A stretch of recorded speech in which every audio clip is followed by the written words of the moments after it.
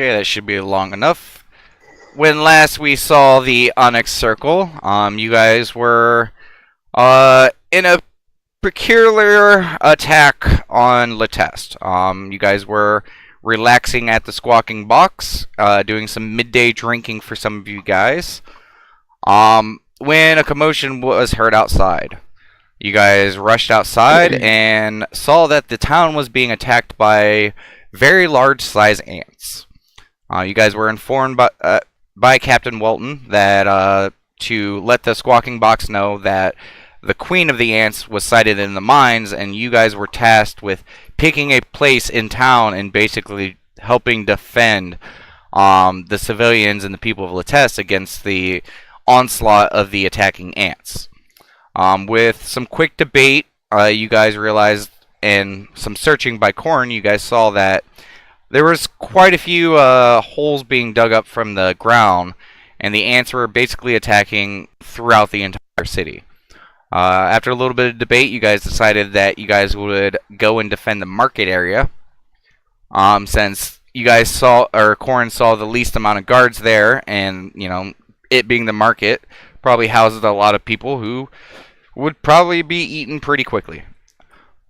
You guys headed over and rushed to the market, and you guys began to help defend the townspeople from the ants.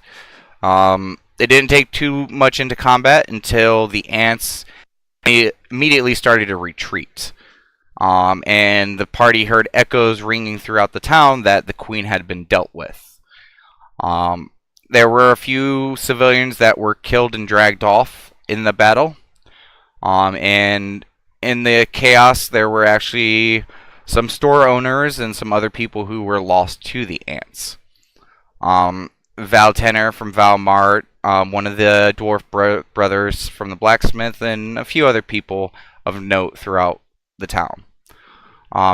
After you guys killed off the last remaining few ants and the rest of them scurried away, the people of the town came out to see that the chaos had stopped, and shortly the party was met with the cheers and applause of the town, and congratulations, or a thanks from Captain Weldon, because some of the people that you were defending in the market happened to be his wife and children.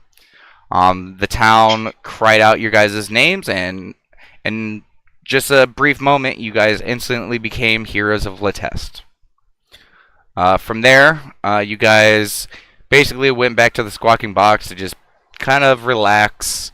A few of you guys had a few exchanges of information and letting people know situations that were happening behind the scenes, and you guys were speaking candidly to each other about a few situations that a few of you guys had been kind of hiding or keeping to yourselves. The party had fallen asleep when we ended the session. And I do have to make a quick side thing. Conrad, I need you in campaign. Okay, one sec. Okay, Conrad. Gotta find your folder, which it's not even in there. Why do I constantly look in your folder for? Okay, there it is. I already got a feeling for what this is going to be. Yep. You find yourself feeling the all too familiar sensation as you drift to sleep. You almost tire of these dreams. At first they were exciting and new, but after the suffering you have seen and felt through the eyes and will of the people you dream of, you grow tired of the gift. Or curse, however you're starting to feel about it. You're cutting out a little bit. Okay, just give me a second.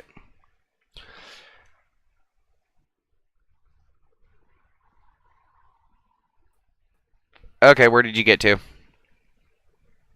Feeling tired of the dreams.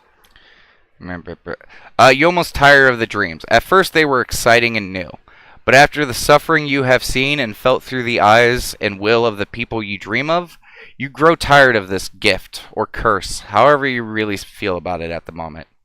You wish sleep would just come to you. But as you fade into the dream, you know that you are just a passenger along for the ride, and that you must just shore yourself to the pain you may see next. But nothing comes.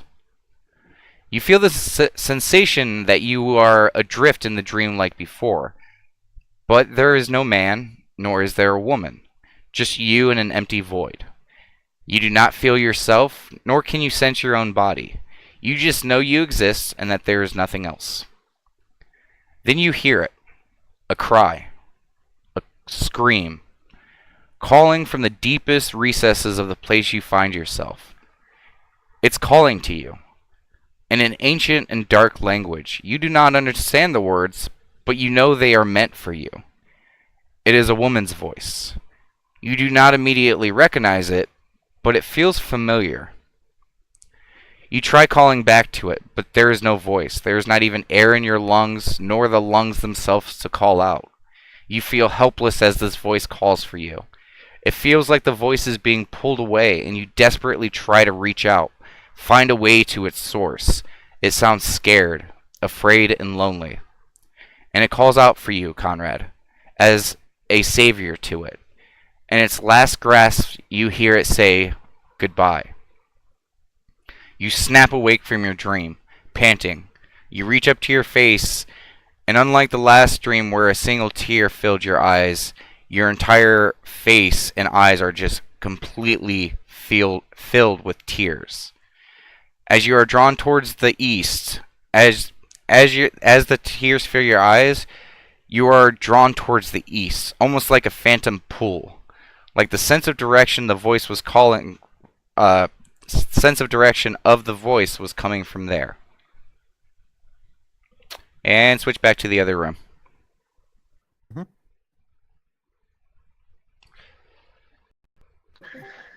Okay. So, Conrad, you are awake. It is early dawn. Shudders a little bit and is up. And he changes to his other outfit, the one that's probably not covered in all ant guts and all that other shit. Okay. You do so. Is there a window? Yes. I gotta remember. Let me pull up the room chart again. Do not know it offhand. Floor assignment. You have a window and it is facing north. Kara will take a quick look at the window for a sec, and he'll get dressed and kind of go back downstairs. Okay. Pause right there. As you are getting out to leave, you see Sin exiting his room. And you slept in your room, correct? Conrad? Yes. Okay. Yeah, you see Sin coming out. And you also see Daylock. They are, waking up, kind of wiping the sleep from their eyes, and they are heading down as well. Do you just head downstairs? Can I do a perception check to see how rough they look? They both look pretty fine. You guys had a lot of time to sleep. I'll say hey and then continue down with them. Okay. Cletus, you wake up. It's early morning. Good morning. I am going to get up and kind of clean myself up, wash up, get dressed for the day, and then head downstairs. Okay. Nat, you wake up. I would probably wake up culling my shirt, but then I realize it's not my shirt. I'm just like, that's right. And she puts the shirt on, but doesn't like it. So she's grumbling while she does it. Okay. And then she grabs her stuff and then heads downstairs. Okay. As you guys, you two go to leave your room, you guys immediately see that there are people heading down the stairs, and you see Nat, you see Cletus, Cletus, you see Nat, and you guys also see Corin coming out of his out of the room that Damasaries had gotten. Morning, Corin. Morning, Nat. Morning. Morning, morning, Cletus. Morning. And I head downstairs. Same. Corin does as well. You guys make it downstairs, and you see the fresh faces of Conrad, Sin, and Daylock already there. They got there just as right before you guys did. But you guys are all sitting in the squawking box. Morning, everyone. Tired waves. Morning. Sin, just kind of does a half-ass wave towards you guys. He's still, he's looking a little rough, but not too bad. Is Felton working the bar, or is Lady Catmara? Lady Catmara. Okay, I will sit down at the bar. Okay.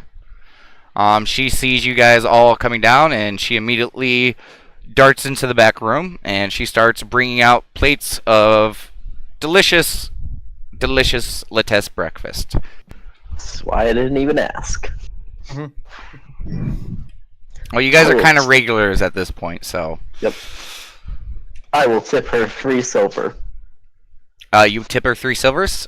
Yes. Okay. She swipes it off the table real quick. She says, "Thanks, hon," and gives you a wink and goes back for the second round of plates. And after the second round, everyone has their food. I dig in. Okay. Not those two. Conrad. Okay. You guys all begin to eat, and after you guys get about halfway through your meal, you guys hear the heavy footfall of a very familiar barbarian as he comes traipsing down the stairs. I was wondering where he was. Matt says, I recognize those steps from anywhere. Yeah, looking a little groggier than most of you guys, considering he, continued to drink after the fight until he passed out. And he was drinking a lot of strong liquor and a couple bottles of wine, so he was pretty good in bed. He gives you guys like a half-assed wave as he sits down, and Lady Catmara disappears again and comes back out with his food. Cool. Just gonna finish my meal, and I'm gonna wait for Daylock to finish his meal. Okay. 30 or so minutes go by and you guys finish your breakfast. Okay. I will go over to Daylock. Hey, Daylock, I need to talk to you in private for a bit. Oh, could you wait another day, Sir Cletus? If you got something important to do, I guess. Yes. Raylon actually came by last night, and he's requested my assistance with a matter. Okay. Did he and Damariel fight the ants too? No, they were away on assignment from the mayor. Quick assignments, I guess. Well, they're, and he looks back towards the board. Do you look to where he's looking? Yes. You notice that one of the pieces of paper are gone. Ooh, which one? You'd have to go and look. No, I'll look later then. Okay. He looks back and he says, they were, one of the tasks on the board was personally overseen by the Platinum Band at the request of the mayor and Captain Welton. Nice. And they are coming in and out to exchange the information that they're finding to keep everyone up to date. Okay, well, I hope they get it solved soon. As do I, Sir Cletus. They're on a very important matter that regards the safety of all the people in Letest. I would imagine so. Carry on. He gives you a nod, and doesn't take a few minutes after eating before he packs up everything and he heads out the door. Daylock. And he waves happily towards everyone. And Nat waves back. Damasaries waves as well. I wonder what he's up to today. Oh. Speaking of which, Sin looks over like, nah, who cares? I mean, I care. He's our secret MVP after all. hey, Nat says, did anyone ever tell me that he had some writing on his back? No. he knows by now. Did you guys Did you guys try to look at his back when he was leaving? No. Yeah, I do. Yeah. You didn't see anything. Aw. No. And Corrin looks over and notices it, and he has a very inquisitive look, and he's like, huh. You guys want to go check out the quest board? See what we're gonna get into next? We don't have to do it Sure. today or tomorrow, Sure. but whenever we're ready. Yeah, Sin speaks up, and he's like, I know some of you guys have some, requests with some of the shopkeepers and stuff, and, I would probably feel safe, if you guys had all your ducks in order, and kind of gives like a smart-ass look towards you. Do you guys want to take care of that stuff first then? Clack clack. I mean, my stuff won't be done till at least midday, I think. So we got a little time. Probably check just because, some members of the shops are dead and some probably, traumatized. When you say that, Lady Catmara laughs. And she's What's like, so funny? you said traumatized, right? I did. She's like, yeah, you do realize this is Elois, right? Constantly being reminded of that, actually, yes. Conrad says with a kind of light sigh. She looks at you with a smirk on her face, and she's like, well, why don't you go check out the shops today? And she gives you a wink as she continues to like clean up and stuff like that. I mean, kind of the way she's talking about it sounds like they're fine. So, I mean, check out the board now, and then we can go check out the shops after that. Anything to get out of this shirt. And Nat says that she's looking rather uncomfortable. Okay. Okay. The board. As you guys go to stand up, the tavern door opens up, and in walks not a drum roll. I just gotta pull up the page because I can't remember his name offhand.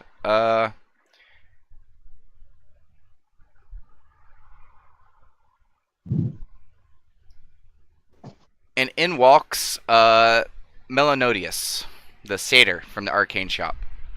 Oh, cool. And as soon as he walks in, like, he does a quick scan and immediately notices you guys. And he's like, oh, the Onyx Circle, exactly who I was looking for. Yeah. And he walks over towards you guys, and he's like, Good morning. good morning to you, fine heroes. I just, you guys, he looks kind of sheepish and kind of like embarrassed, blushing even a little bit. Why is he embarrassed? Well, I mean, you don't know, but he has a large package in his hands. Insight? Sure, go ahead, insight. Yeah, insight. Yeah. Yeah. Oh, yeah. Okay, you guys, Conrad, nothing. your roll is higher than both mine and that's combined. Conrad, I mean, what I've already said about his outward appearance is still stands. I mean, there could be a million and one guesses of why. It's not really too clear. But he does seem like, it's hard to describe. It's a mix of joy, thankfulness, like appreciation, and like a little bit of excitement. You're not quite sure why, but he seems to be bubbling with a few emotions. Kind of like meeting one of your heroes. Not so much. More like, I mean, that's really all you can read. Okay. Either way, yeah. So what do you got for us? He's like, oh, well, in thanks Sorry, for us. your assistance the other day, word has been spreading very quickly, and I myself saw the, valiant fight that you guys were in. I mean, it did happen right out in front of my store. Um, you know, a few people have been talking, and I've heard of the other deeds that you guys have done. I know that you guys were a great help to the fishermen who make a living, and that you had rescued some children before. And even though you guys have only been here a short time, you guys have really put forth a lot of effort to, help Letest. And this is just in thanks, personally, from me in recognition of that. And he sets down the package, and he's like, thank you again. And he does a quick bow, does a 180, and just bolts out the door. Not like runs, but like quickly leaves the squawking box. Thanks. Thank you. No response. He just goes out. Yeah, I figured. I'm going to go open the package. Yeah, Damasarius is like, oh, what do we get? What do we get? What do we get? What do we get? Yeah, that kind of snickers at that. So you open the Get some package? cool shit. Yes. Okay. You open up the package, and the first thing you see is your warhammer. Yay! Immediately, it's a brown wrapped package, very thick wrapping, almost like cardboard. On top there is the hammer. Underneath there is another package underneath of that within the wrapper, and there's a smaller box next to the hammer. I will pick up my hammer. Okay. I will update it on your stuff, but you now have your +1 hammer. Yay! Okay. So and it looks like it's been cleaned up. Cool. Shiny. Magic tends to sustain the like where Condition? Yeah, the condition. I was totally lost on the word. The condition of like when it's enchanted and stuff like this. It looks like this may have been spruced up before the enchantments were placed. And it's definitely not arcane work. This is definitely blacksmithing work. I'll have to thank the dwarf. You could only assume. And That there's a looks second for a package. shirt. Was that? Moose can go first. Oh, Nat's looking for a shirt.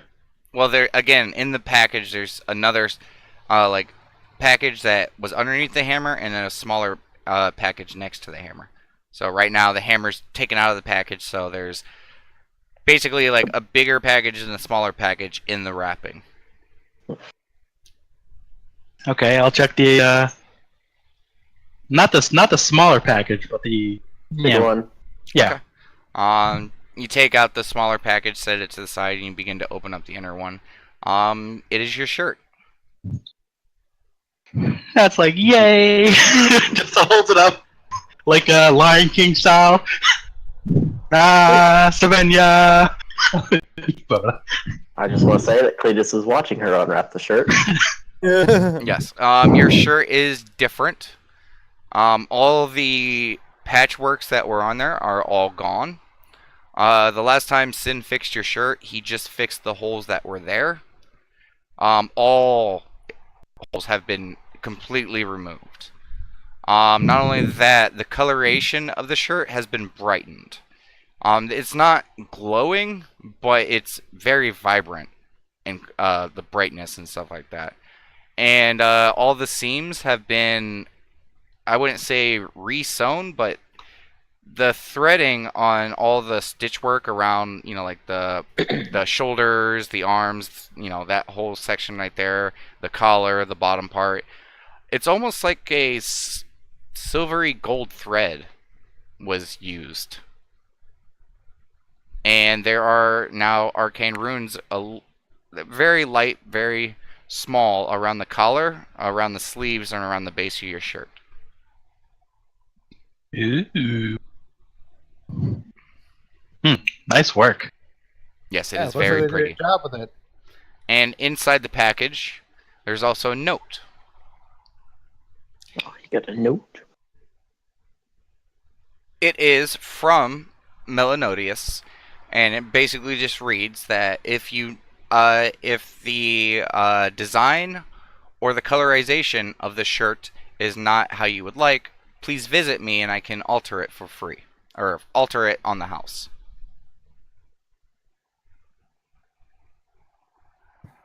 Cool. Conrad will go to open the leftover smaller package. Okay. In the small package, you guys find 3 standard potions.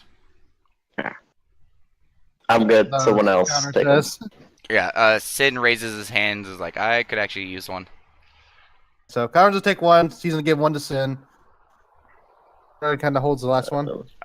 Corn raises his hand. He gives it to Corin. Okay.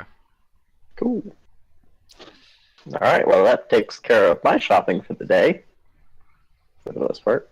Still have to check on, Conrad says, in regard to shopping. But first, let's finish looking at the quest board. Yeah. Okay. To the quest board. Sin's like, well, if we're not gonna be heading out today, I'm gonna head up to my room, and I got some arcane practicing I gotta, work on today. I'm gonna be working on a new spell. Is that the thing you got from the book or something else? Oh no, it's something else. Cool. Good luck. Have fun, Nat says. Don't let your dragonling drink. He's like, no, and you guys look at the dragonling. The dragonling is the one struggling. It looks like it's barely awake. I would imagine so. And Sin just starts heading up the stairs. Okay. To the quest board. And Corn also, he speaks up. He's like, I'm actually not feeling too well today. I think the fight yesterday and all that we've done, it's a little tiring. I think I'm just gonna, if we're not gonna be doing anything, just I'll probably see you guys around dinner time. But I'm gonna go take care of a few things. I wanted to work on a new song. All right. Good night, then. Feel better. Not a problem. I will see you guys probably around dinner. Bye. Okay. And Bye. he flutters up the stairs. All right. To the quest board. And Damasaries stands up and follows you guys over there. Who's going to the quest board? Me. Me. POI, if you said something, we couldn't hear it. Conrad's going to. Okay. Over there you see the same quests as before. You guys immediately notice that one of them is now missing. Which one? The missing farmers one has been removed. Ah.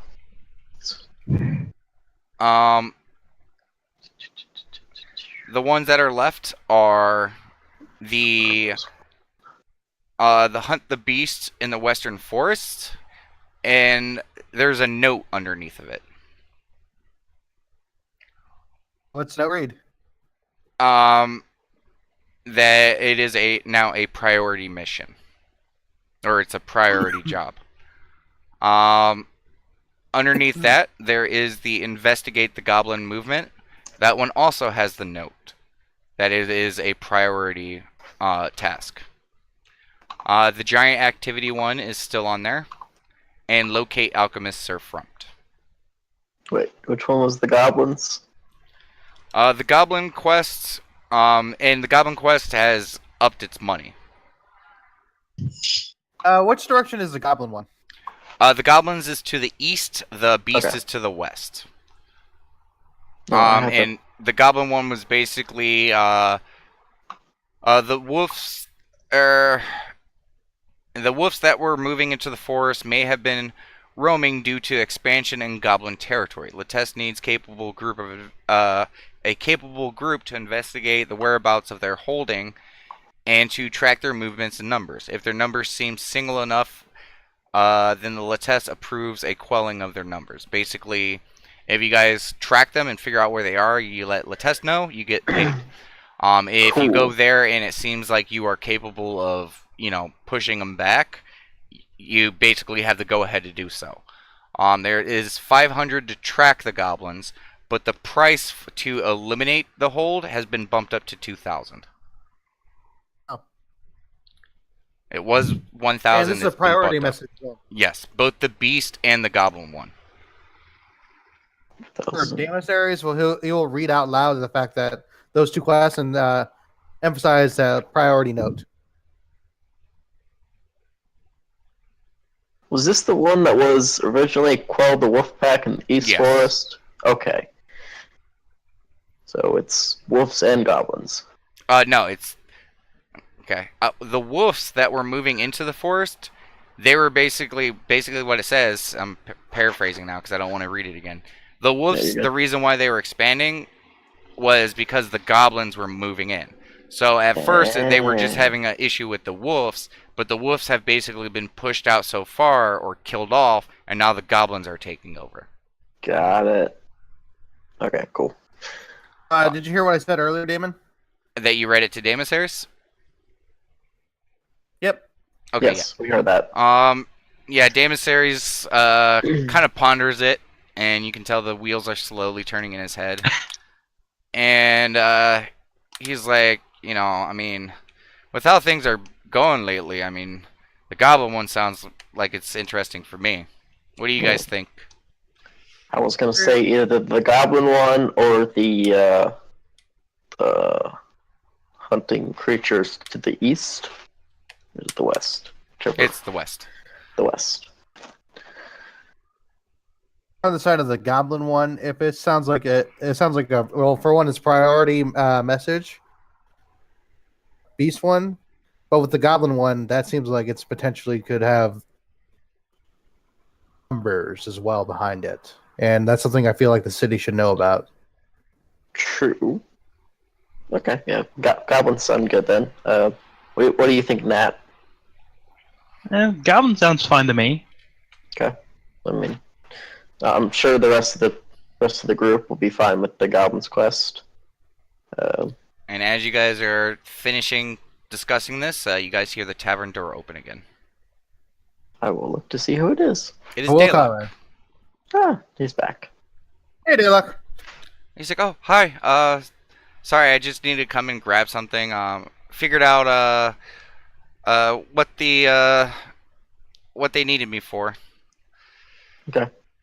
But I should be able to. I mean, I should be good to go if you guys wanted to head out tomorrow or after. Because they will be leaving as well. Apparently, Captain Welton notified them that they were basically to pick one of the 2 priority jobs. Okay, sounds good. We're thinking about taking the one with the goblins. Probably leaving tomorrow, so we'll let Welton know about that. Oh well, Does that sound good to you? Yeah, well, I'm actually on my way back over to Captain Welton. If that's the one, you know, you want us to go out on, I can let them and the Platinum Man know. That would be helpful. Yeah, thanks, Yeah. Daylock. Much appreciated, Nat says. Yep. Thanks, Daylock. He blushes a little bit. He's like, "Oh, that's not a problem." As he runs upstairs. It only takes a few minutes, and he comes back downstairs and leaves. Convenient. And it actually really wasn't. Okay. And that says, ain't he precious? Mm-hmm. Alright, well, now that we decided what quest we're going to do tomorrow, Conrad, you said you need to do some shopping or something? Yes, I need to check on some things, Conrad says, if you guys don't mind. Alright. You mind if I tag along? Couldn't hear you. I'll join you guys in a bit, Nat says. Conrad say, of course. You can come along. Daemosaries kind of harshly nudges you, Nat, and like, come on, let's make it an Onyx Circle shopping spree. Nat chuckled at that. She says, okay, I'll be right back first. She's like prancing with her shirt, like, wee! And like happiness. And kind of like making it flow in the wind a little bit, like, Yes. She's clearly happy. She just runs upstairs. As Nat finishes going up the stairs, Daemosaries looks towards you guys, and he has a big grin on his face. He's like, she reminds me of a dog I used to have. And as you guys think about it for a second, like the swaying of the shirt kind of looked like a wagging tail. And you're just like, oh, okay, I can see that. That's off right now. Not gonna lie, I was half expecting her to just change in front of us. I say that in character. Damon Series chuckles. All right, still laughing. Hey,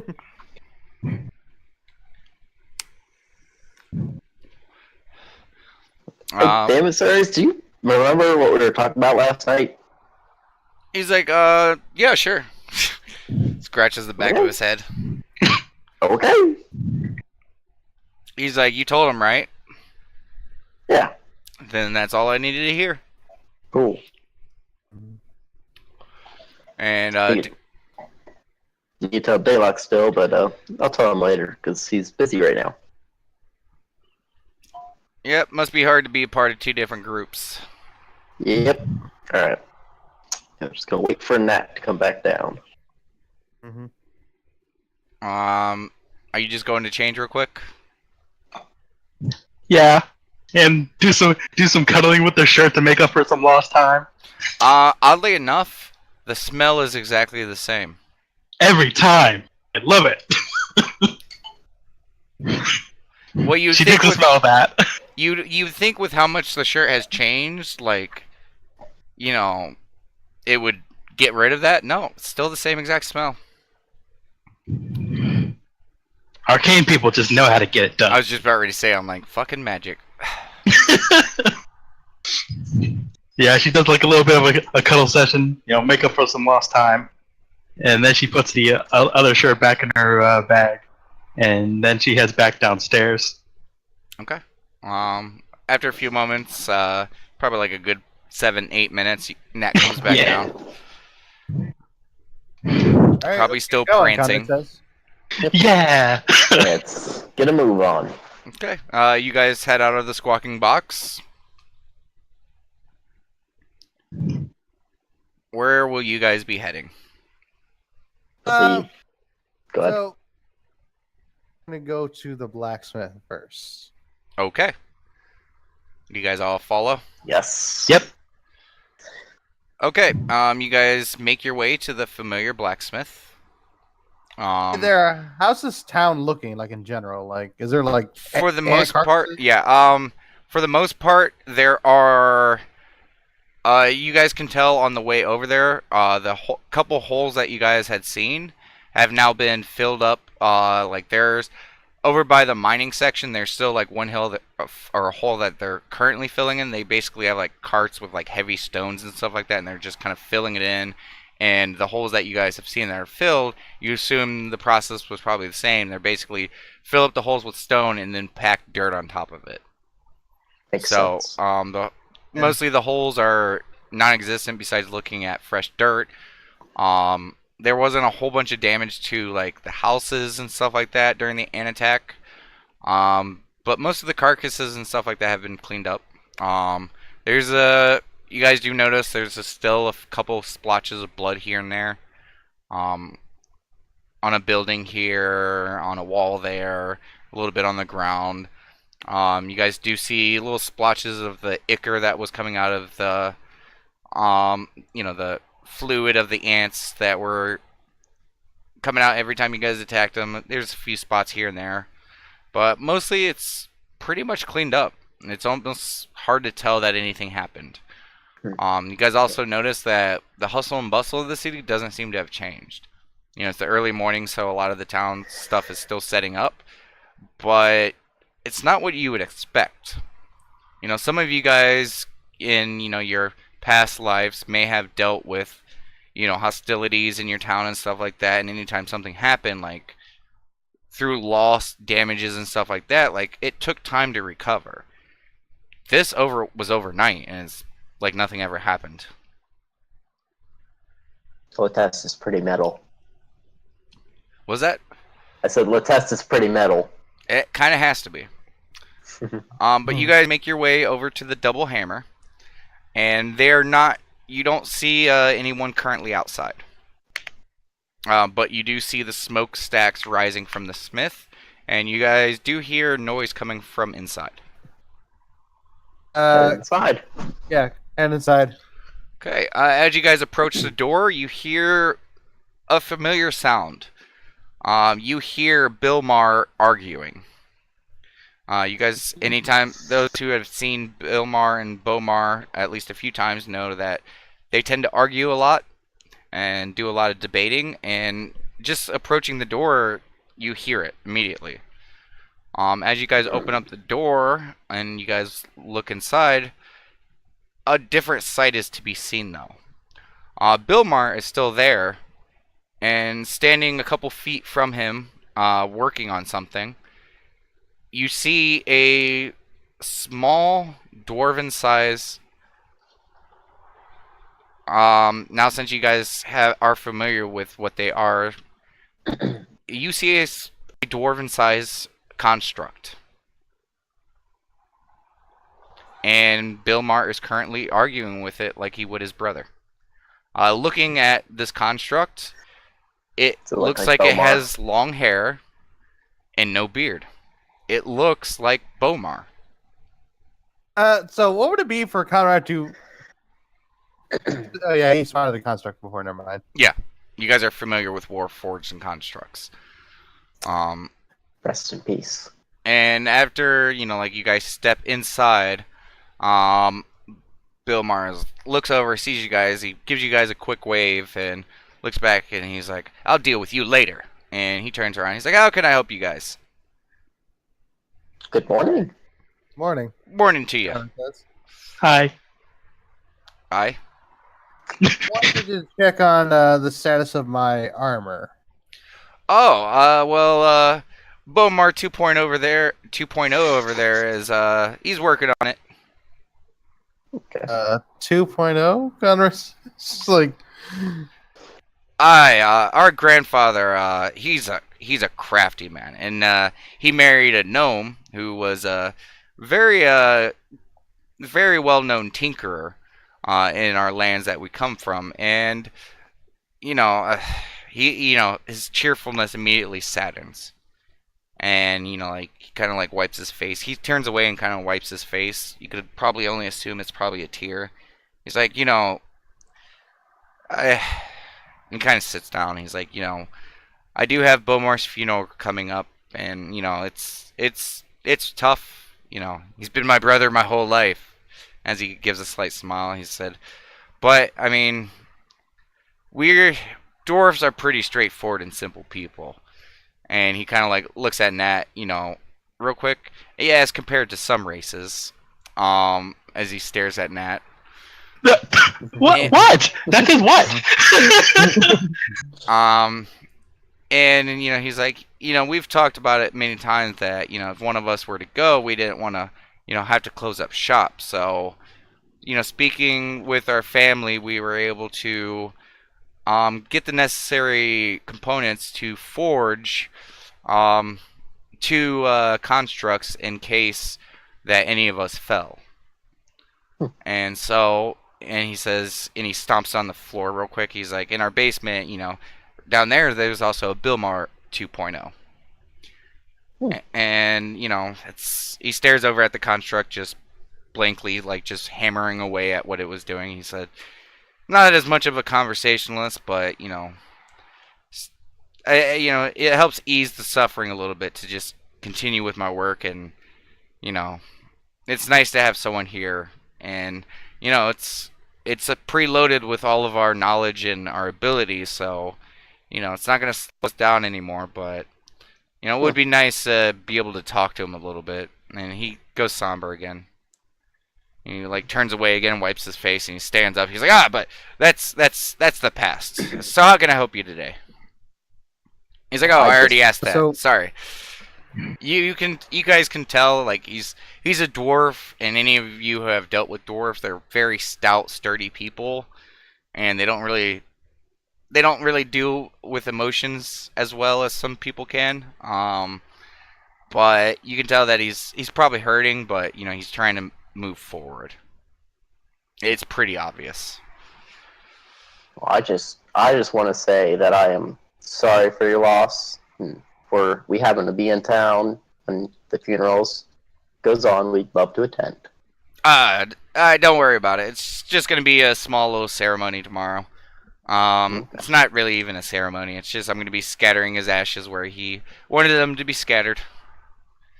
All right. Well, if you need anything from us, let us know.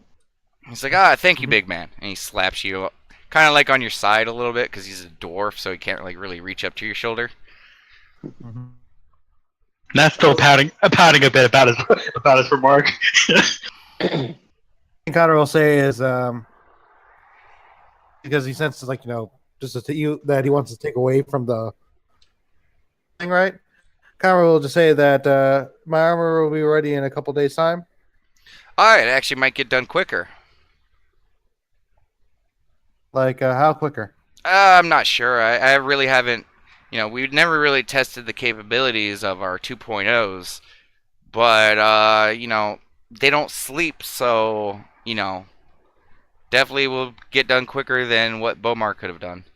It may not be as fancy looking or, but I'll definitely look over it and double check his work to make sure it's well made, but, it may take a little bit of the time off. It may only take, and he kind of stares over at the Bomar 2.0 and he's like, maybe a day less. Okay. I'll be likely traveling out of town tomorrow. Just hold it for me till I get back then. Okay. We'll likely be going on a quest tomorrow. Alright, yeah, that's not a problem. I mean, if, did you want me to send it over? You guys are staying at the Squawking Box, correct? Correct. That would actually be Yes. helpful. Oh, yeah, Just saying over I there. can drop it off to Cat Mara or one of her workers. They'll hold on to it for you. So much. Oh, by the way, I kind of hold up my hammer. Not sure if you were the one that messed with this, but if you were, thank you very much for kind of polishing it up. Alright, no. That was actually Bomar's work as well. Well, again, thank you very much. Yeah, I great. kind of turned him on last night, and he just started going to town on stuff. Cool. Have a good rest of your day. Yeah. He's like, "Aye." Thank you for your time. Gives you a nod. And Damasaries is just kind of like staring around at everything. And he looks over and he's like, how much for that? And Bill Maher looks over and he's pointing at the great bow. And he's like, oh, alright, that goes over and takes it down and stuff like that. And I gotta pull up the prices. I'm not gonna say how much it is right now because actually I'll just pull it up. Boop boop boop boop. I forgot I got it tabbed.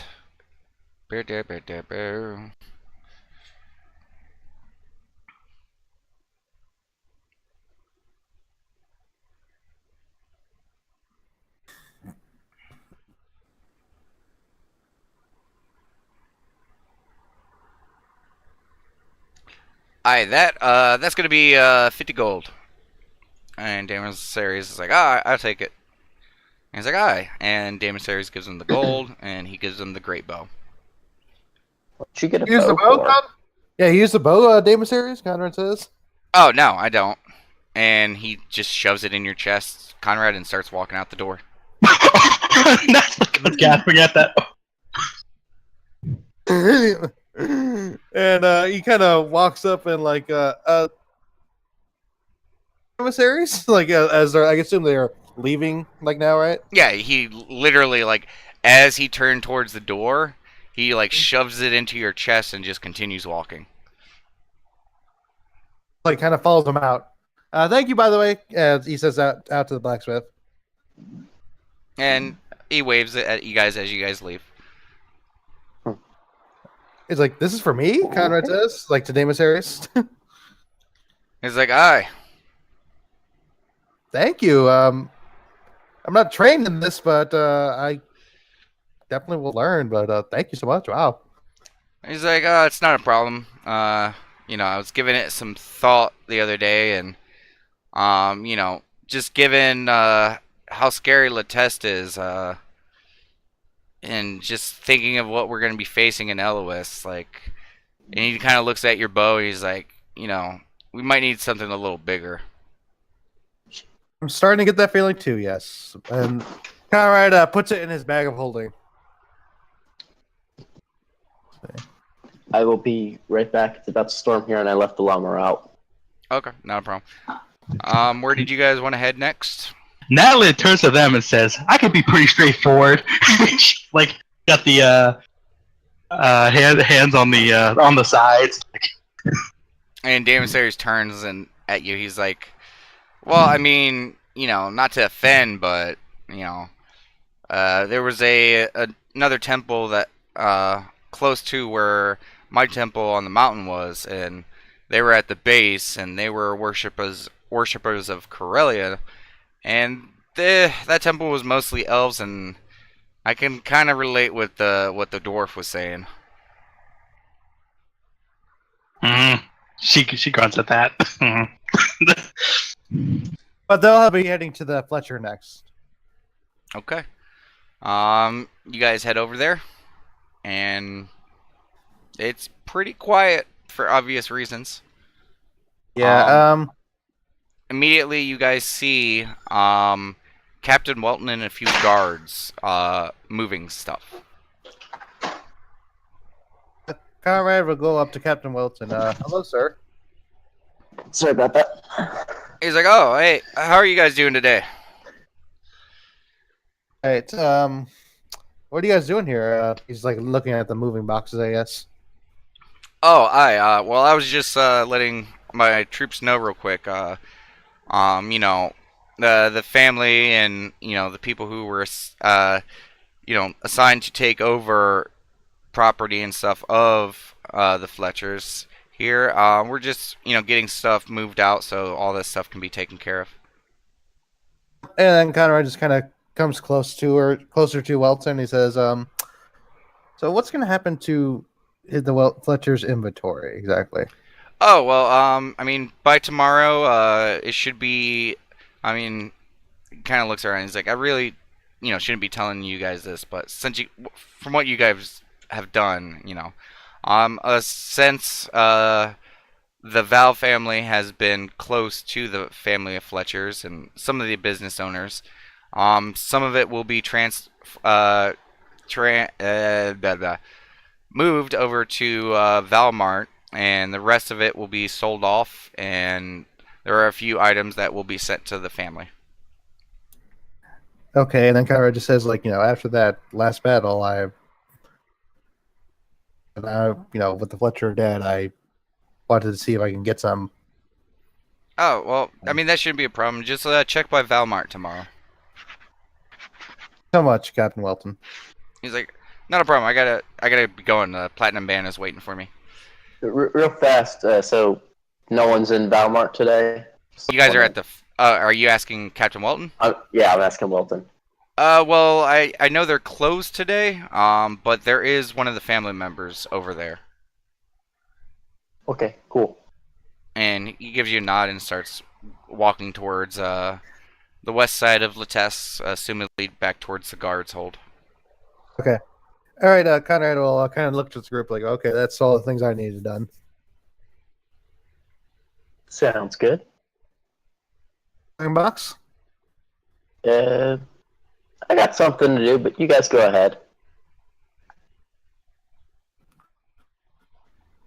Can't hear you, Conrad. Right, talk again. Yep. Okay. Damus Aries, I was like, "Okay, well, I guess we'll see you at the Squawking Box." Yeah, Conrad said the same thing, basically. Cool. And what are you doing, Nat? Heading back to the Squawking Box, I guess. Okay. So you guys head back to the Squawking Box, and there's a few people in there drinking. A couple people seem to be eating. Lady Cat Mara is just kind of setting up for the day. That's about it.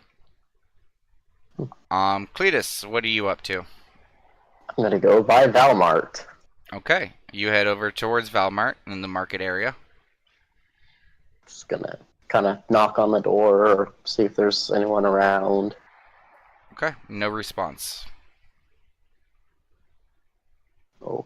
And I'm just gonna leave, and I'm actually gonna go to the temple. Okay. You make your way over to the temple. And the front door is open. The doors are open, and there's like a rock holding the doors open as you approach. Just gonna walk in. Okay, just give me a second because I gotta pull up the NPC list.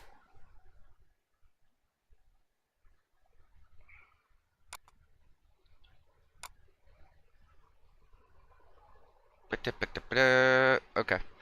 And what did you just say? Sorry, completely blanked. I just walked into the Temple of Bahamut.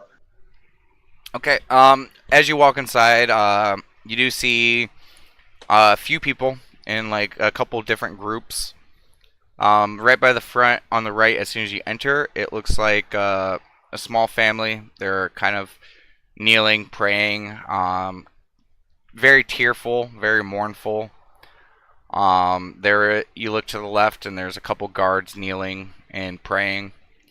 There's in front of the guards. There's one of the guards who you recognize, but he's not in his guard uniform. He's in kind of his civilian attire, and he seems very mournful. He's talking to one of the clerics of Bahamut, and up towards the front and the center, there's the podium and stuff like that, and you see another cleric, a little bit higher on garbs and stuff like that, and he has a large symbol of Bahamut draped around his neck. What do you do? I will go up to him. Okay. You go up to him. It is a older gentleman, human. And as you approach, he's like, "Oh, hi, my son. How can I assist you today?" I'm not really sure if this is something I can do here. I'm not really a worshiper of Bahamut, but I worship Cord. Do you have your symbol out? I think I never had a symbol. I thought you did. A lot of worshippers tend to hold a symbol. Okay, then I have a symbol. Okay, I didn't know if you had it like outside or like if it's like in a pouch or pocket or something like that. I'm gonna say I have it in a pouch. Okay. I'll just tell him that I'm a worshiper of Cord. I just wanted to pray. I didn't know if Bahamut gets mad if people pray to other gods in his temple, or And he smiles. He's like, no. I mean, Cord is an ally of Bahamut. They share the same domain in the Astral Sea, and if a child of Cord is seeking refuge to offer prayer to his god, I'm not one to push away. thank you very much. He gives you a soft nod. I'm gonna sit down and I'm going to pray to Cord. Okay. You pray. Religion check or What do you? Yeah, do a religion check. And what are you praying about? just very, very thankful for the glorious battles that I've been in, and that I've been able to have my second chance that I've gotten, and that I've, for the most part, stayed alive. Okay. Go ahead and give me a religion check. Oh, Can that one a prayer? Yeah, nat 1. Okay. So that's my second religion roll. The other one was a nat 20. Okay. As you close your eyes, you begin to start praying. And we're gonna stop right there. We're gonna go back to the squawking box. Okay. So you guys are sitting there. What are you guys doing? So Conrad's not actually sitting at the bar. He's sitting at a table, right? Okay. So he found an empty table, and he's sitting, and he's using his tail to kind of like pull. And he's kind of been doing that for this last while. It broke up on just that last part. You said you're using your tail to... Like kind of like lift it like a weight. Okay. But what are you lifting? A stool. Oh, stool. Okay. Um. Okay. Nat, what are you doing? I'm gonna go up to the bar and talk to Lady Catmare. Okay. Um. She's kind of busy working, and Conrad starts to move the chair and pick it up. You knock the chair a couple times against the floor, table, stuff like that. And Lady Catmare gives you a quick evil look, and she That smiles. does. And then she smiles, and she's just fucking with you. And she sees you approach Nat, and she's like, "What's up, girly?" Uh, yeah, this place has been giving me a lot of questions, and I just need answers to some.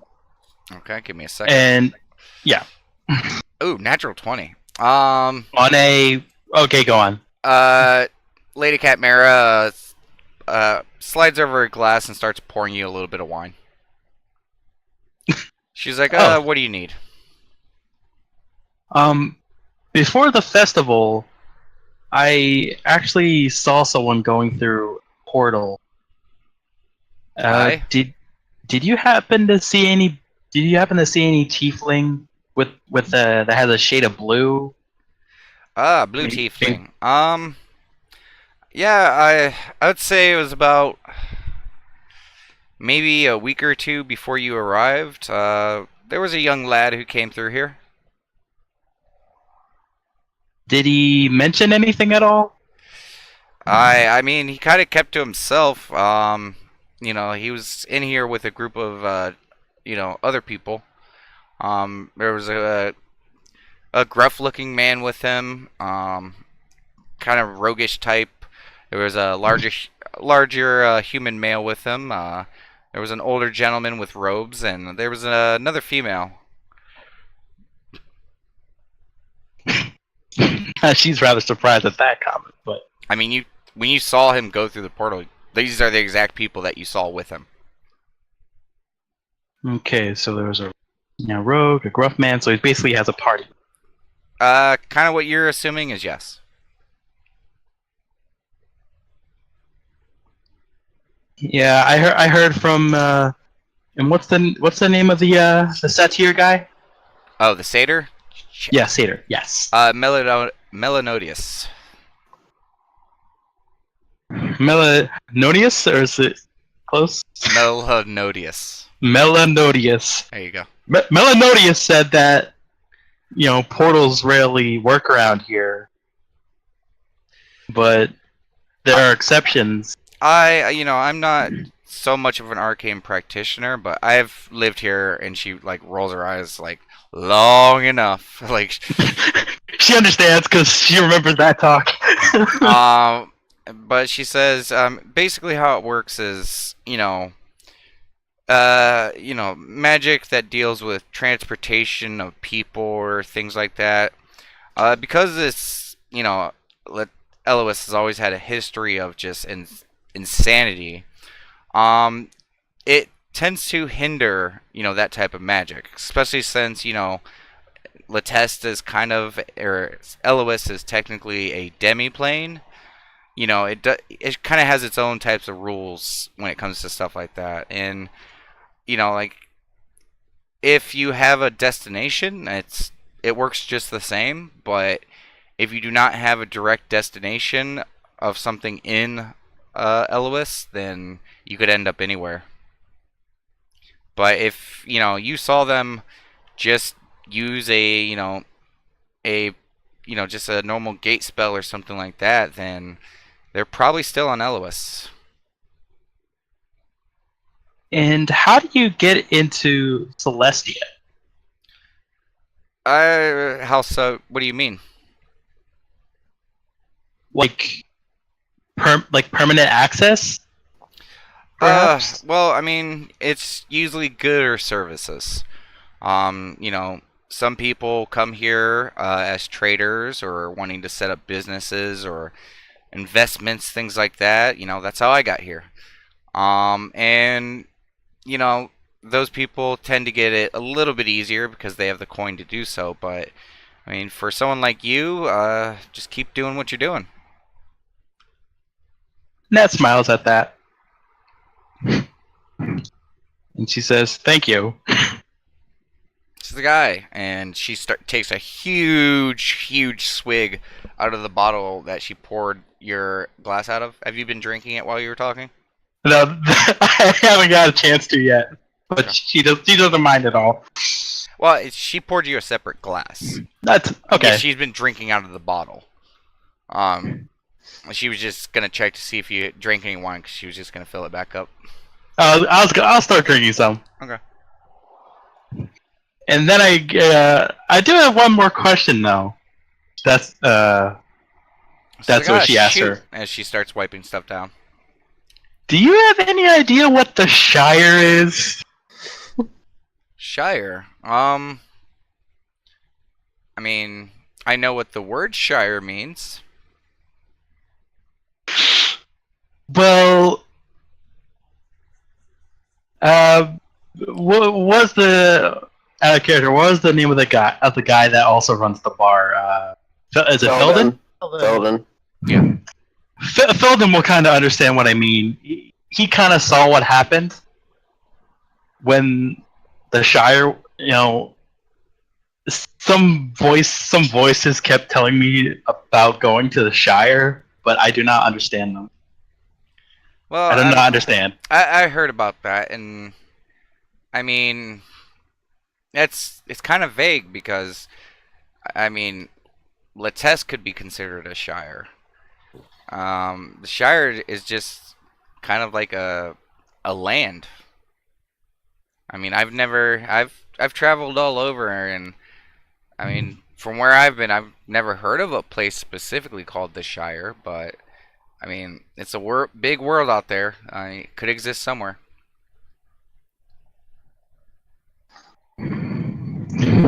I mean, one night, I just wake up to see a mouth on my shirt telling me to go to the Shire,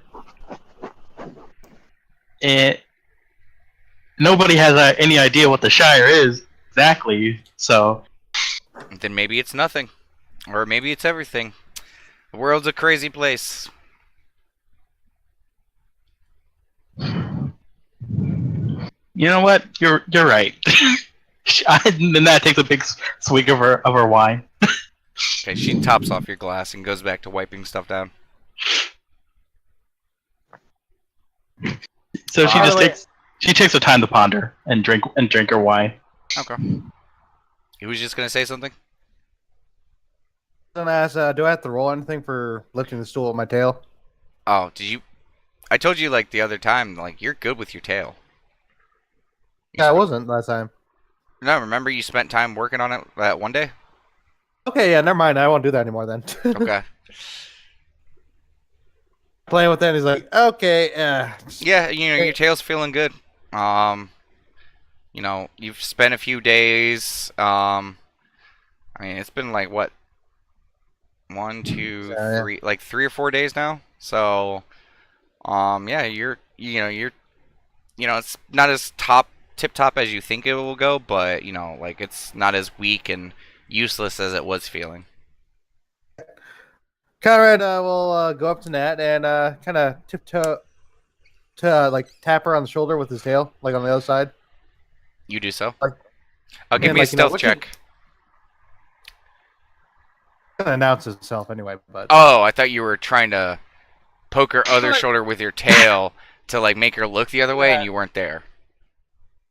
he is gonna do that. But he's gonna sit right next to her at the same time, and then say, "What you drinking?" Give me a stealth check then.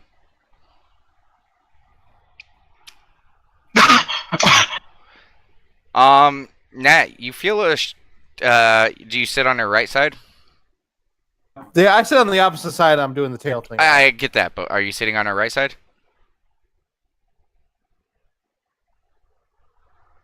I didn't hear you say yes or no.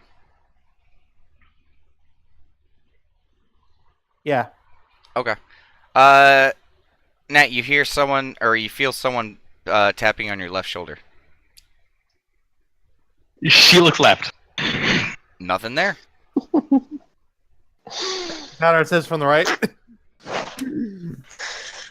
You were What do you legit. say? You were legit startled when you hear something immediately to your right. You didn't hear him sit down or nothing. That's it. She's running a fist. She's running her fist and looks right. And you get a little scared, Conrad, because you know what that fist can do. Ah, Easy. I'm just having some fun here. and she puts her other hand to her chest, like, "Oh, Conrad, don't scare me like that." What you drinking? Conrad says. Wine. You want some? Sure. Hey, Conrad, motions for come over. Oh, look, Chimera to come over? Can hear you. Okay, yeah. I lost you. Yes, he does. She does? You mean he does? Yes. Chimera to come over for Okay. wine. I guess she comes over. Oh, wine, please. So not a problem. And go ahead and mark off the gold for it. Do you know what it is? It's either 4 or 5. Yeah, it's 5. We'll get rid of that. Okay. And you get your wine. Conrad pulls himself a glass and toasts Snap. Yeah, sure. She toasts. Ding. You guys are just gonna sit here and do some simple wine drinking for a while to kind of just relax throughout the day. For now. Yeah. Okay. Yeah. Pretty much. Couple hours pass. Damasaries comes down after a little bit. I forgot to mention it, but once you guys went inside, he just went upstairs. He comes back down after like an hour, and he joins you guys. He gets a bottle of liquor and starts like just drinking on it slowly. Lunchtime rolls around. You guys want to grab a lunch? Yep. Sure, yeah. Fuck. Yeah, you already know what happened. Okay, well, for lunch, that's gonna be just 2 silver. Okay. You guys only get breakfast on board with this. And during lunchtime, Sin and Corn come down, and they grab a lunch as well.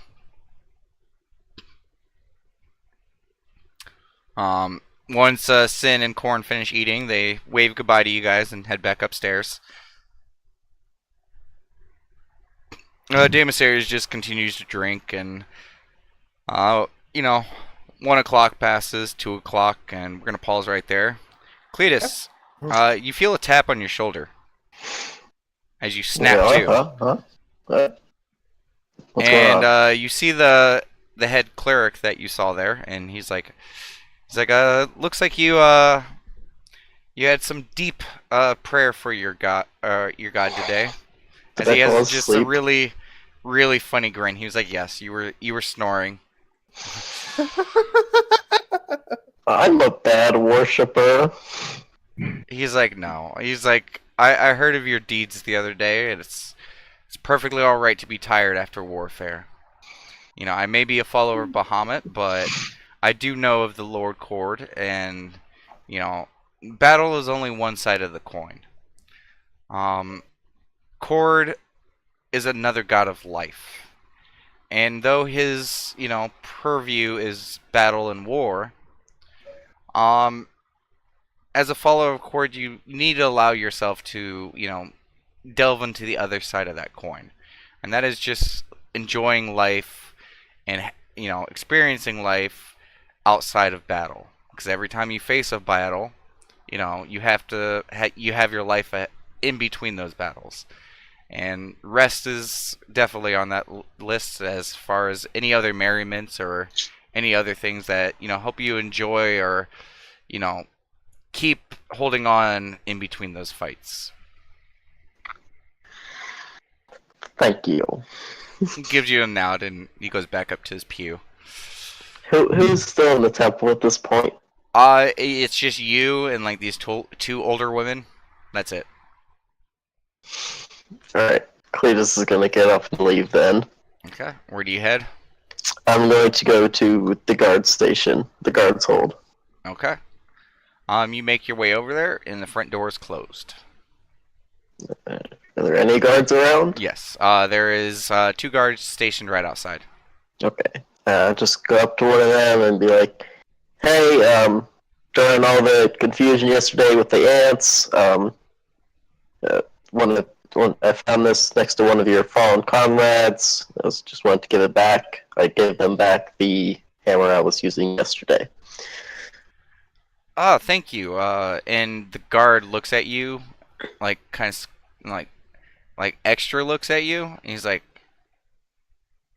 kind of bites his lip. Sir Cletus, am I correct? Yes.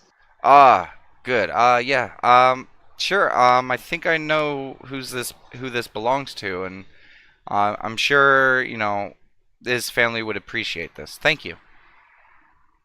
Glad I could help. And with that, I will head back to the squawking box. As you walk away, the other guard who wasn't talking to you is like, "Wait, that's Sir Cletus? The Onyx Circle? Oh." You hear a little bit of fanboying behind you. Ah! It's good to know. Word is spreading. That's the flying cow. Like, oh Like- my god! Have you seen it? Well, technically, I don't. Yeah, no one knows about the flying cow. Yeah, they don't know But- the flying cow yet. Yet. Well, I'm glad they know me as Cletus. I mean, that's who you are. Yes, it is. Alright. I head back to the squawking box. Okay. And on the way there, for the first time, I think probably because. Actually, give me a perception check.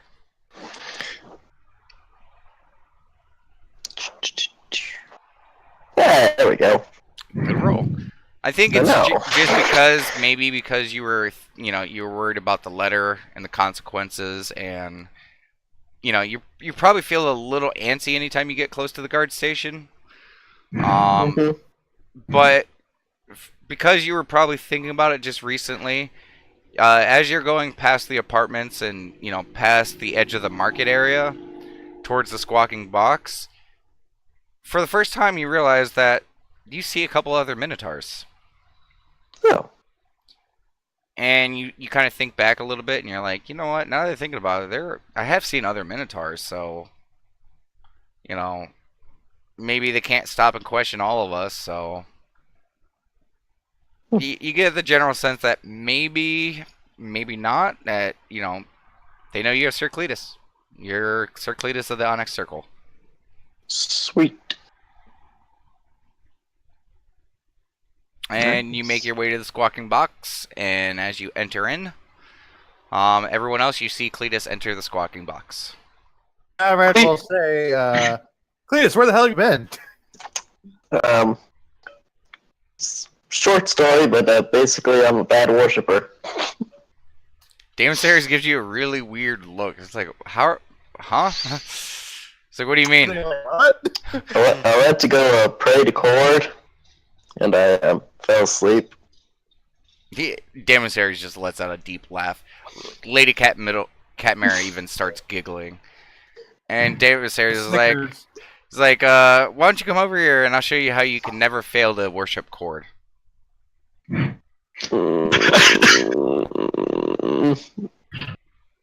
Okay. He slams his, slaps the chair right next to him. I sit down. And he's like, Catmara, can I get another bottle of that same stuff from the other day? And she gives him a wink, grabs the bottle, and Damon Sayers hands over 50 gold. And Lady Catmara pulls out 3 shot glasses and pours 3 shots. And, Damon Sayers scoots a glass over to you, and he picks it up, and he, holds his up for a cheer, and Lady Catmara holds hers up. He looks at you, he's like, this is how you worship Cord. I don't really drink. Okay, well, he's about ready to do a diplomacy check. Don't make him do diplomacy, Cletus. No, I'm making him do it. I just don't drink.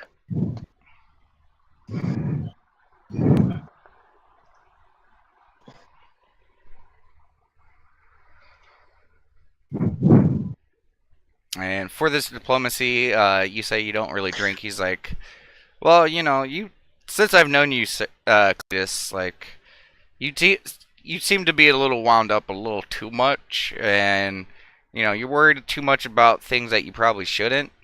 It's not difficult to worship the Cord, and everyone has their own way, but I mean, it sounds like the ways you've been trying aren't working for you, so you might as well try something else.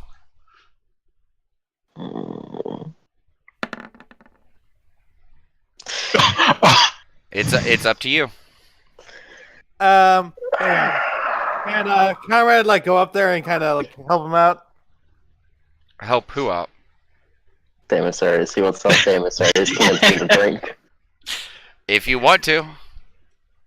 Kind of walk up like, yeah. But Cletus, like, what do you say? yeah, Cletus, like, yeah, it's like, if you don't want to drink, like, every now and then, but, like, come on, we're all comrades here, and, sometimes we need to have some ways to relax, compress, and just enjoy that is life. Okay, give me a diplomacy check. Shit. Let me double check.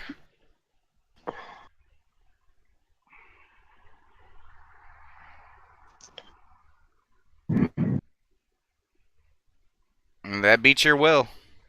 I was gonna say, this is just straight will. Alright. Again, with a diplomacy check, it does not automatically guarantee a success because this goes against what your nature is.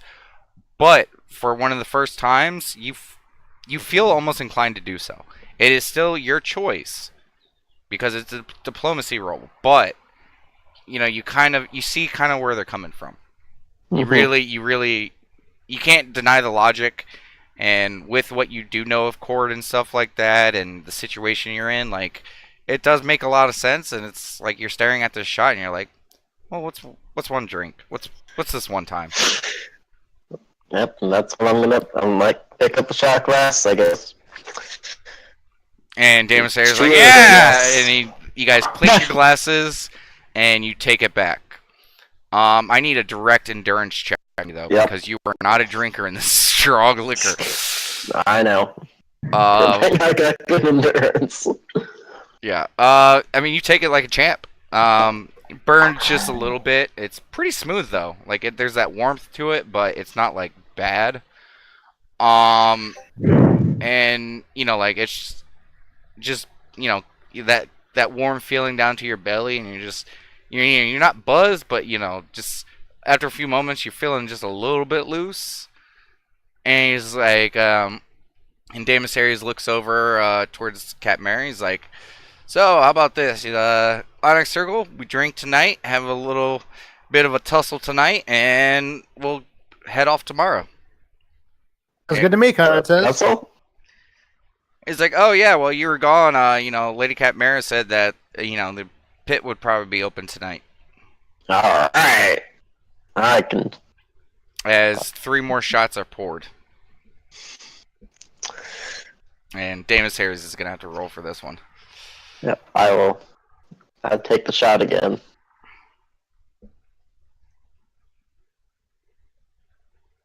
I need to roll endurance again, I'm guessing. Yes.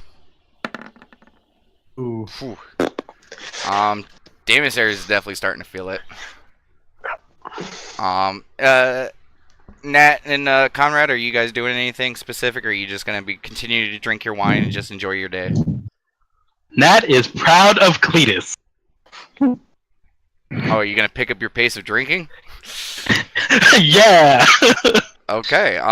Seeing what's going on, Lady Cat Mara, she calls Felton over, and he starts manning the bar, and she sits down with you guys, and she orders up a few bottles of wine. And you guys have 3 bottles of wine sitting in front of you, the hard liquor Damasaries has. And she's like, okay, to the Onyx Circle, drink up. And she has another shot and kind of just sits down. After a little bit, probably maybe 20 or so minutes, Damasaries is pouring other shots for you guys. Mm-hmm. Do you take that one? Gotta be taking it. Yeah. I'm saying this in character. I am only going to take one more shot because I know that you guys it will get me drunk or buzzed, and I want to be sober for the fight pit. So I take one more shot of the strong stuff. Okay. Fantastic. Okay, you fail. You are now, yeah. The DC for this DC for this one was pretty insane. And Conrad, since this is your first shot, you need to give me an endurance check. Anyone who's having the hard liquor, you need to roll it. Yeah, you're starting to get drunk. Between the wine and the shot, you're starting to feel it. Oh, you had one? Oh, yeah. Nat, you were... you skipped buzz. You were getting into drunk. So between Damasaries, Cletus, Cletus, you're on the far end of buzzed. You're not drunk, but you're feeling pretty good. And almost, you're probably even thinking to yourself, you know what? Yeah, maybe every once in a while I could do this. And then you look over at Damasaries, who's in the tone of drunk, and you're like, I mean, do I really have to worry about the fight if, if... And you look over at Catmara, and she's starting to get drunk too. So you kind of feel even if you got a little bit drunk, it's not too much of a big deal. But everyone else, talking about me, yeah, for you, okay. if you had another shot, maybe 2 by time evening time rolled around, even if you got into drunk, looking at everyone else, you probably won't be too outmatched from this. But everyone else, you guys are drunk. So, Conrad's gonna kind of is Catmara sitting by anybody? She's sitting next to on the other side of Damasaries. Go to stool to the opposite side of her, so that's where Nat is sitting. Never mind. Okay. I mean, you can ask Nat to move. Yes. Ask me to move. Yeah, okay, I'll go for it. Conrad will actually walk up to Catmara. Okay. Hey, Catmara, Conrad will say. She turns around. She's like, "Oh, what do you want, horny guy?" She's drunk. Yep. She's a dwarf and she's drunk. She's calling it as it is. Perfect. I was curious if any of your employees on the 3rd floor were working tonight. You wanted to see Pain again? That says woo! No. Then that says aw. Well, she looks at you and she's like, well, sadly, there's a few of them that are taking care of some stuff for Letest. There was a lot more bodies in the mine that we had to deal with, so, Elon and Gypsy are out there carving the bodies, and she's trying to think about it. She's like, I'm not quite sure who'd be available tonight. But those 2 are definitely in the mine. And I'm not quite sure if, and I'm probably going to fuck this name up because it's been a minute since I've had a look at their names. Galeo or Galeos? Galeos is probably with them.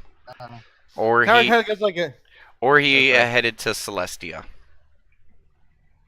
I pointed Sai at as soon as you mentioned that with news of Gelos, and he goes okay, thanks for your time. He goes back to his drinking. And she's like, Donathus, Trey, Tyriok, and Payne are probably the only ones who are going to be here tonight.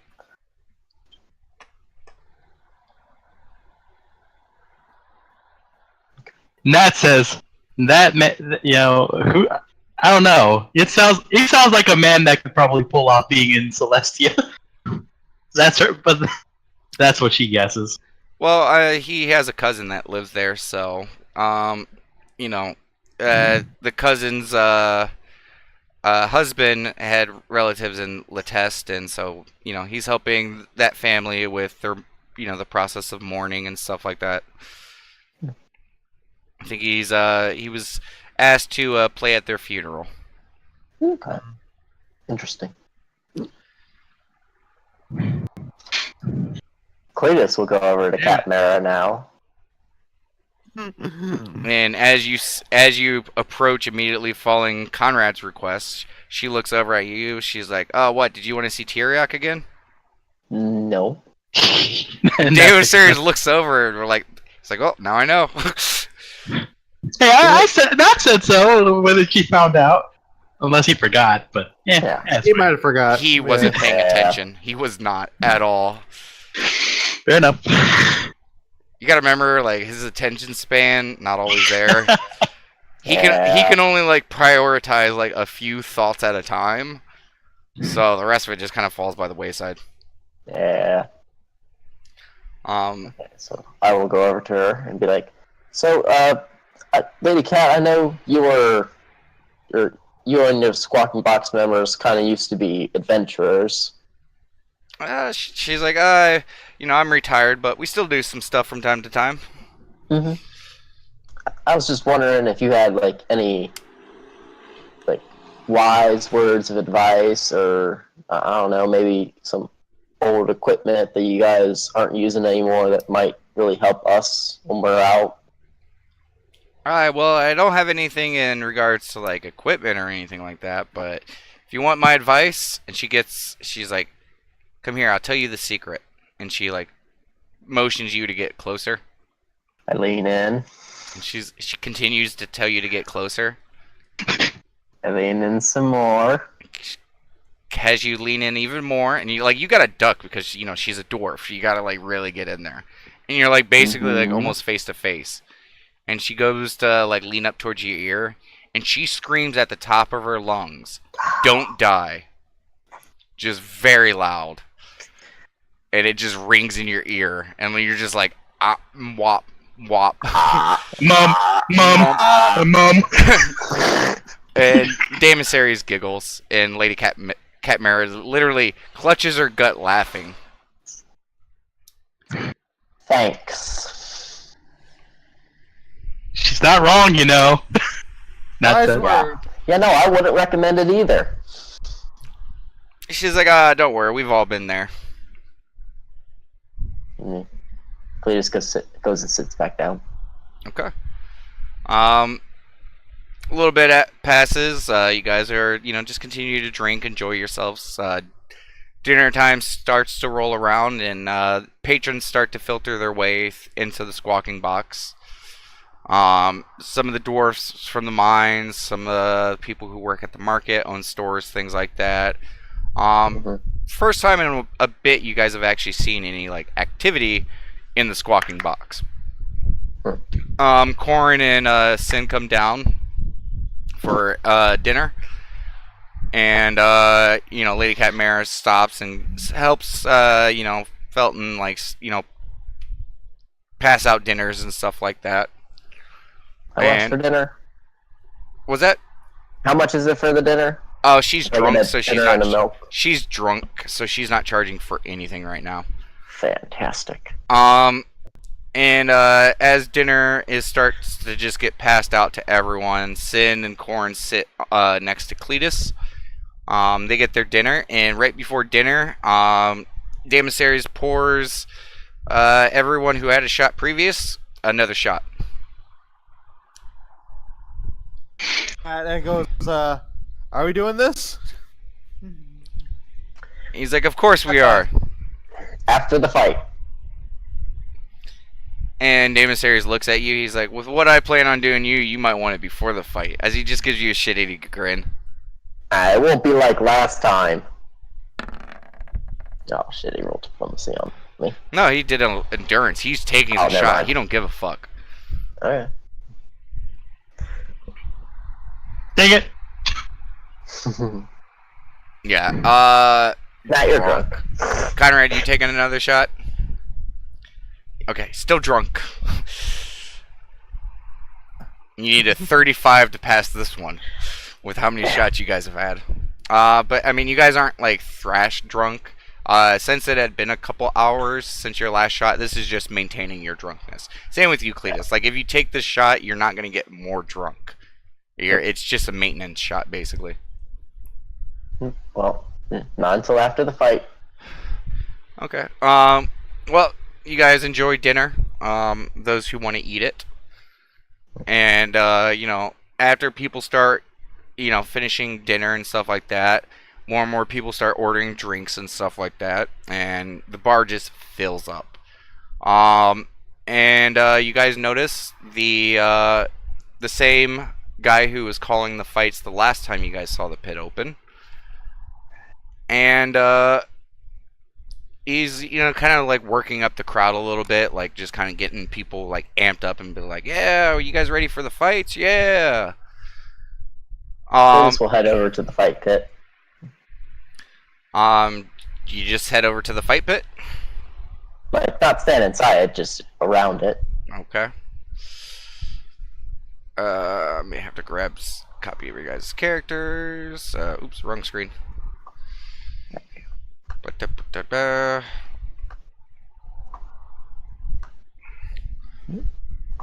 Bigger.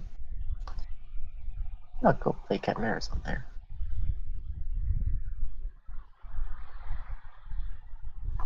See, can I do this? Yeah, there's Cletus. No, not that Cletus. Fine. This Cletus. And while you are heading over, you guys actually do hear the tavern door open, and you see the members of the Platinum Band entering. Raylon and Demerel head upstairs, and Daylock sees all of you guys, and it's like, "Oh, I'll be up there later, Sir Raylon." And Raylon turns, sees you guys, gives like a wave towards you guys, and She gets some finger guns. he smiles, just grin, ear to ear grin, like just big old happy grandpa grin. And he's Hi, like, Raylon. Hi, Lady Demerel. and she rolls her eyes and just continues talking. And Someday. Raylon's like, okay, well, just don't stay up too late. We do got to discuss a few things, but have fun. As Raylon goes up, and that he was directing that towards Daylock. Yeah. As Daylock comes in and sees you guys drinking and stuff like that, and just set up this order real quick. Boop. Boom. Corn's probably gonna fly over and land on Conrad's head Probably. after finishing to eat. And given this setup, Daylock's probably gonna sit there. And Corn just lands on your head, Conrad. So, what have you guys been up to today? This Connor holds up his drink. Ah, That's it, yeah, this. I've been we working on my new we, song today. Cool. We kind of decided, I figured you guys will go along with this. We're going to take the Goblin quest on the board and leave for tomorrow. Does that sound good to you guys? Sin's like, yeah, sure, that's fine. Corn? Sure, yeah. Sweet. Up to the missing members who weren't there for it. Cletus drink. Yeah. Sin looks That's over nice. like almost like robot head turn stare, like looks over, and you know you're pretty buzzed, so it's like looks over you up and down. And he's like, he gives you for the first time ever, Cletus. Sin looks at you and gives you almost like an approving nod. It's like maybe you'll jog that stick loose. Hmm? What was that, Sin?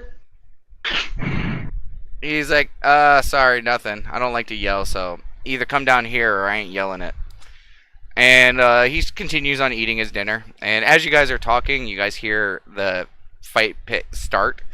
Two guys enter. Just there's a dwarf and a human man, and the announcer's just kind of talking everything up, and the two begin fighting. Very, very just base fight. Just slugging it back and forth. And you walk down there, Cletus? Yes. Okay. Damus Ayers is gonna check it out as well. I figured he would. Conrad will too, but he'll sit at a nearby table. So does Sin. Like there. Or something like that. Daylock is gonna join as well. He's probably gonna stand next to Cletus. Excuse me. Corn's probably just gonna stay with Conrad on his head. What about you, Nat? Felden's working the bar, right? Cat Mare is helping him as well, but yes. I asked them both. Have you guys seen Trevor around?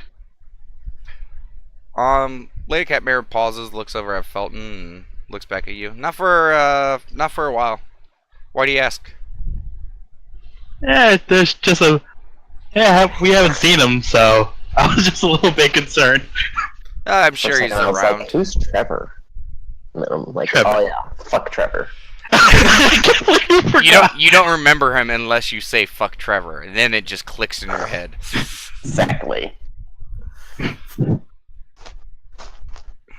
Either fuck Trevor or you suck Trevor. Yeah. Trevor, you suck. Fuck Trevor, you suck. Or just do it all in one. Mm-hmm. Do you stay at the bar, Nat? Yeah, I can go over to the table.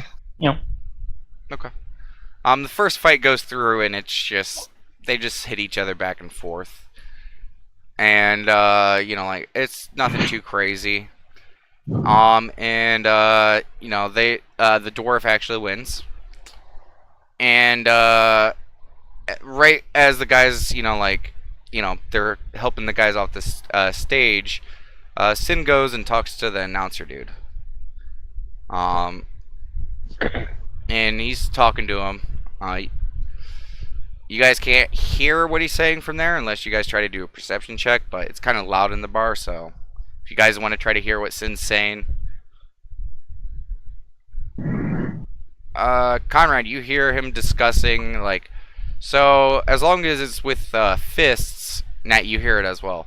So as long as it's, you use fists, it's acceptable. He's like, yeah, as long as, fist meets face and fist meets body, that's all we care about. And Sin walks back with a really big grin on his face. And after a minute or two, the announcer, once the first two guys are cleared, he's like, do we have any other takers? And But he still raise his hand. well, roll a d20 real quick. See who of you guys did it quicker. Just a d20. Okay. Sin jumps up and raises his hand, and the announcer's like, who? You, do you want to challenge anyone? He's like, and Sin points a thumb directly back towards Damus Ares. He's like, either him or him, and he points towards you, Conrad. I was like, what about why me? I'll nudge Damus Ray's. We're like, you got a challenge. And he looks over at you. He's like, I kind of wanted to fight you, but I'm never one to, hold down a new challenge. And Damus Ares looks over at Conrad. He's like, do you want to accept it? Can't hear you. Can't hear you, Conrad. All yours, buddy. He says his name is Harris. Oh, all yours? Okay. Damus Ares looks over at Cletus. He's like, well, we'll see how this goes. I might be good for another fight right after this. He gives you like a shit-eating grin, like, okay, let me go take care of this wizard gnome. I'll grin back. And Sin walks up, and the announcer's like, he's like, name? And Sin's like, Sin. And he's like, Damus Ares, right? He's like, he gives him a nod, and he's like, here we have in the ring, we have Sin and Damus Ares of the Onyx Circle.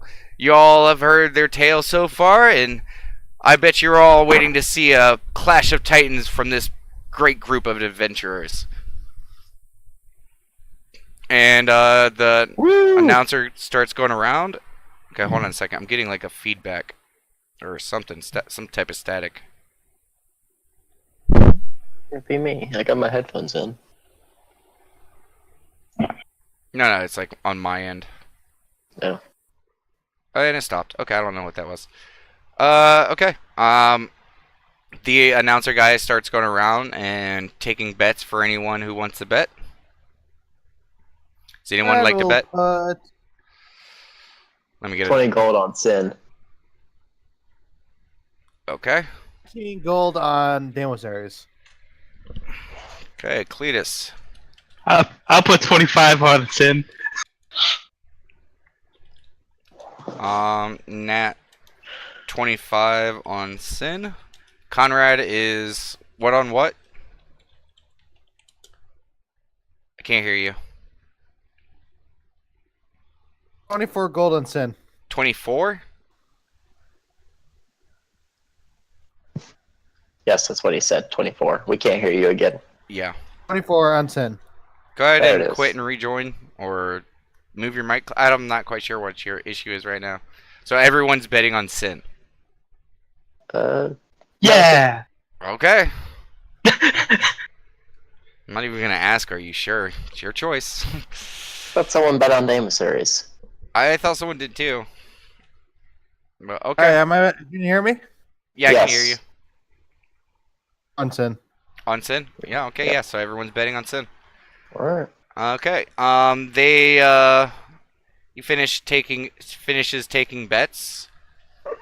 And he's like, "Are you both ready?" And Demosaries raises his fist up in the air and Sin gives him a nod. He's like, "And fight!"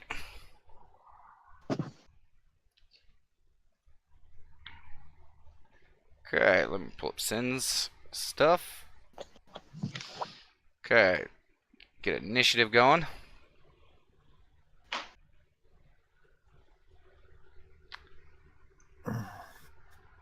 How do you think this fight's gonna go, guys?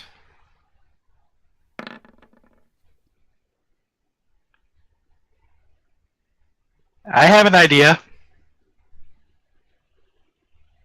A perception check. Connor has an idea as well.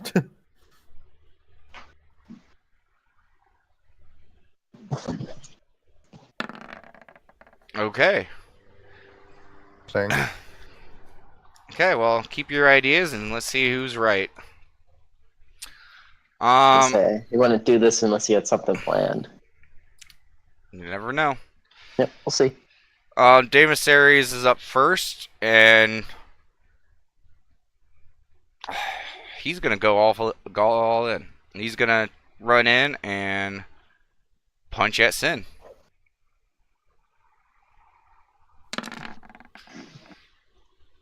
Oh. Oh, Sin ducks out of the way. There you go, Sin. And like you can tell, like Demosaries is struggling a little bit with his height difference, but Sin just ducks right out of the way. Sin's turn is next, and he's like,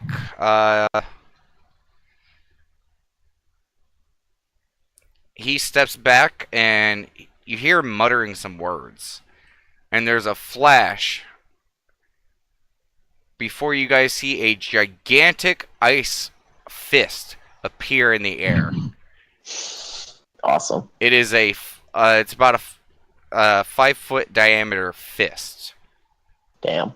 and it is basically a fist the size of Nat. And the fist appears and punches into Demosaries. It's fantastic. Biggie's Ice Grasp. Bigby's icy grass, yes. Which Demosaries barely dodges out of the way. I was gonna say that's probably close. And everyone kind of stops for a second, and the announcer looks over at Sin kind of inquisitively, and Sin looks over and is like, "What? It's a fist!" And Daemis just grins. He's like, I'll take it. And Daemis is going to continue the fight. He don't care.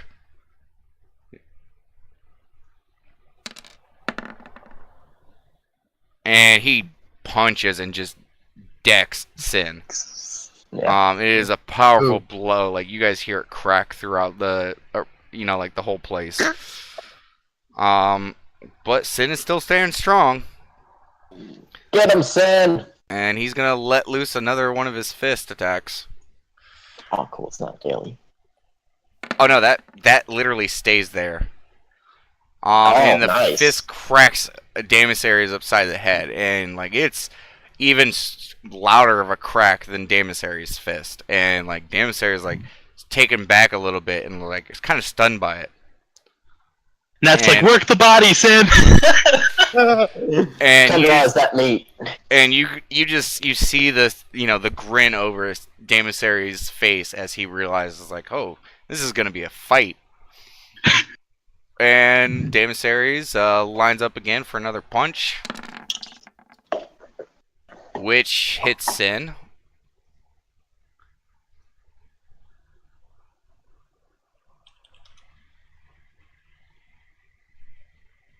And Sin is going to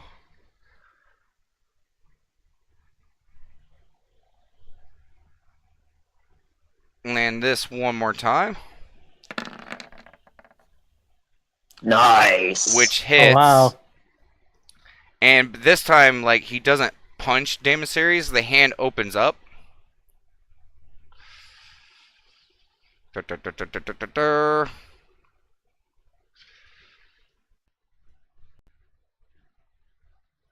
Oh, there's another one. And it grabs Daemis.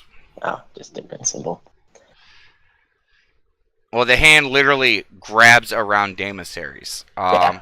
He is considered grapple, and he is going to use an action point to sustain a crush with the hand. Nice. That's just automatic. Wow. Get him, Sin! Oh, he's no longer grappled. Let me see. Jesus Christ. That was a lot of fucking damage. Yeah.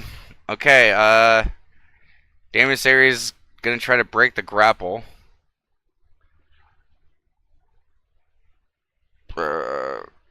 Athletics against Sin's fortitude.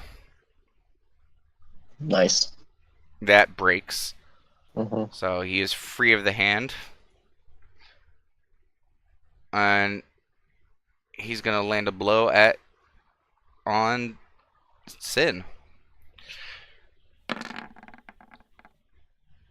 which hits, knocking him back. Like, oh, this is a pretty loud blow. And Sin is around. He's gonna go for another punch with Big V hand, which Ooh. lands. Ooh, man, they are both Get him, another bloodied, one! standing, and they are just pretty fucked up, both of them at this point. Like, they are not doing well whatsoever. And Daemis goes for another punch. I think that misses.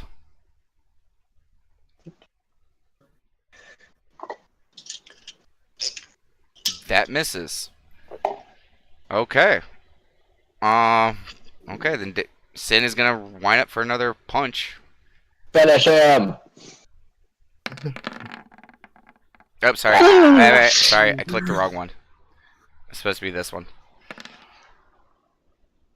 Yeah! And with that, Daemis falls back and lands on the ground, KO'd. Yeah, Sin! And Sin does not raise his hand. Raises the ice hand. He raises the ice hand, and then he does this. The hand changes, and it moves over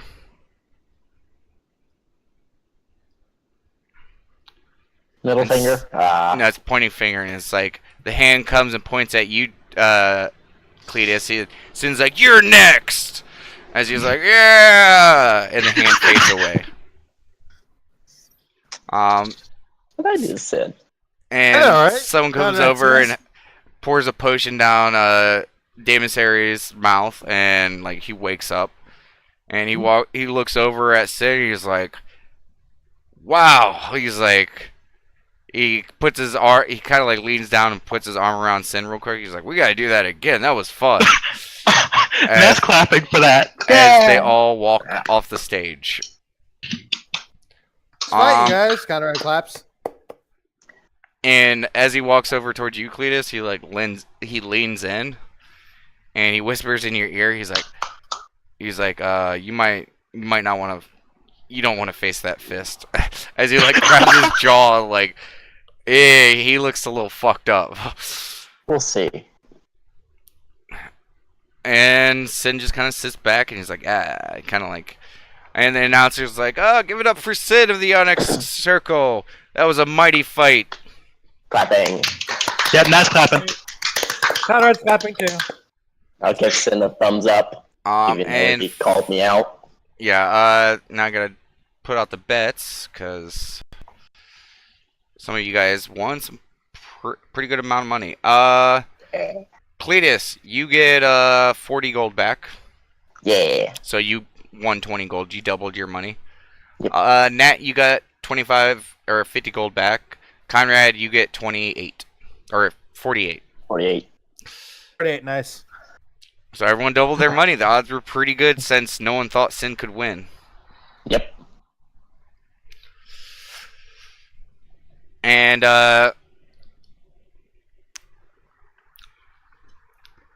after a few moments, the announcer looks over towards Lady Catmera, and he nods towards her, and she nods towards him, and he's like, "Okay, we're gonna take a short intermission, and once we get back, Lady Catmera will be stepping in the rings to take on any challengers." And the crowd, like, "Yeah!" And right there, we will take a break. Fuck. I'm still scared of her.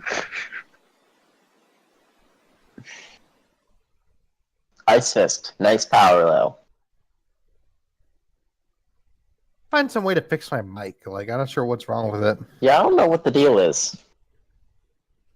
Yeah, because like on the computer it says it's all fine, and like it says it's on.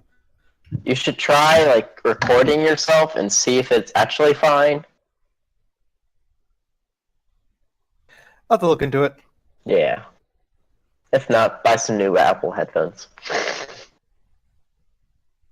Really, the Apple ones are the more reliable ones because I got these Bluetooth ones, which apparently suck. Yeah. I got a really nice set of headphones. They're Boss.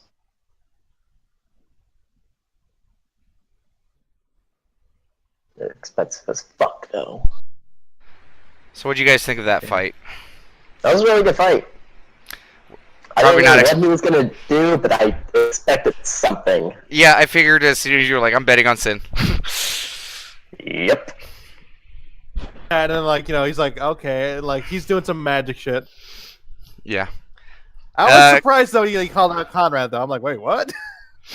Yeah, he just wanted to punch someone. Yeah. He's been working on this spell all day and was just like, I really want to punch someone with this. Yeah. We'll have to see next time. Because I'm sure next time I mean, he'll call me out. just to give you a I mean, he concept. did call me out. Yeah, just to give you a concept. Daemon Ares has like 62 HP. Sin has like I think 34. And Sin was able to knock out Daemon Ares when he was only at like a third of the health. It's a powerful spell. Oh yeah. I can already tell. I'm like, I definitely thought Demon Slayer had that much HP. Like, he's a tank. Yeah. Surprised he didn't break into a rage at all. Yeah, he was. He didn't think it was going to be that serious of a fight, and by the time it was, like starting to go against his favor, he was already grasped by it, and all he had to do was just squeeze him. Yeah. Yeah, that spell is powerful. Yep. So I can, Okay, is everyone back? Yep. I'm back. Okay. Like you guys have like a good 10, 15, 20 minutes. I'm gonna go ahead and heal Damasaries up. Cause he got fucked up. Just a bit. yep. So he's gonna spend enough healing surges to get back up to full.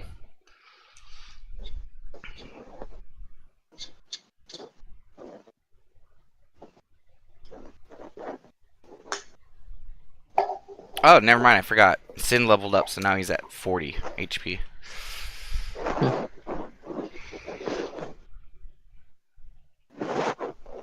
Yeah, it's a little difficult to compete with something that can deal that much damage when a fist with the strength of the two titans is max damage of 9. Yeah. But after a minute, the announcer comes back and he's like, "And from here on out, we will be taking any challenges for the Pit Arena Champion, Lady Catmara." As Lady Catmara comes walking down. Damn it.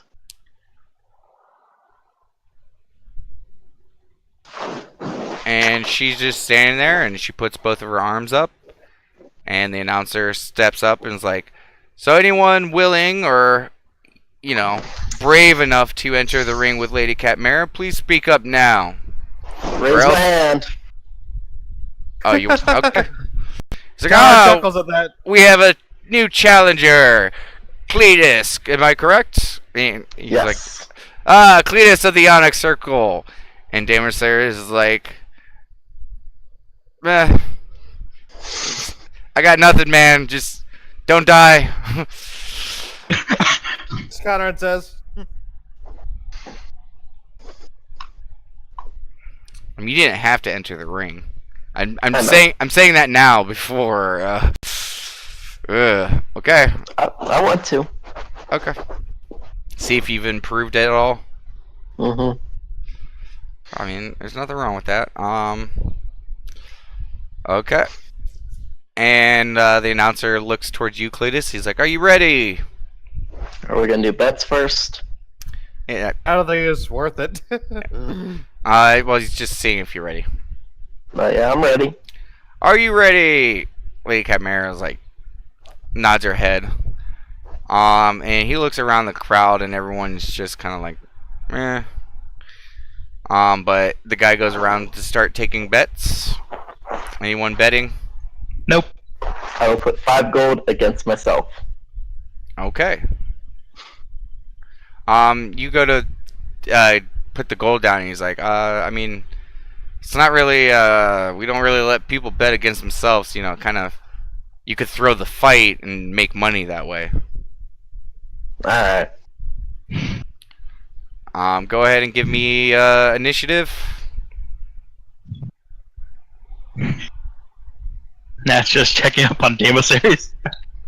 He's looking pretty good, like, he's had time to rest and stuff like that. Alright, just looking up at Corn, like, this is gonna be pretty quick.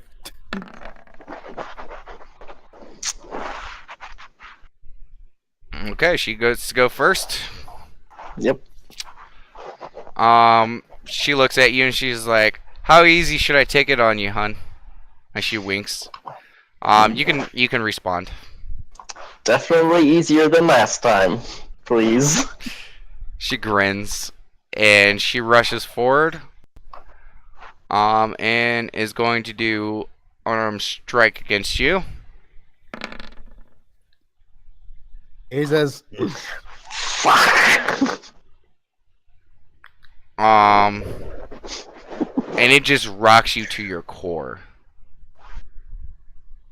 Yeah, she crit damage and something doesn't seem right though. Let me double check something. Okay. damn, it's an unarmed strike. Good God, that's... Yeah.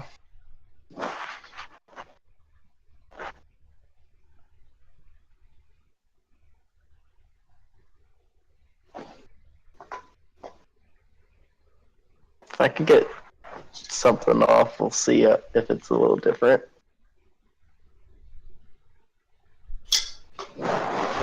Either way, you're gonna lose in like 2 seconds.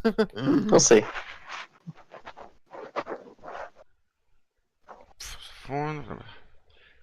That does not seem right.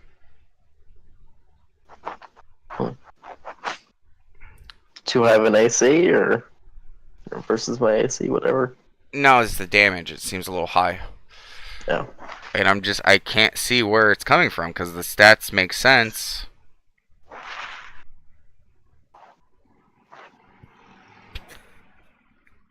Huh.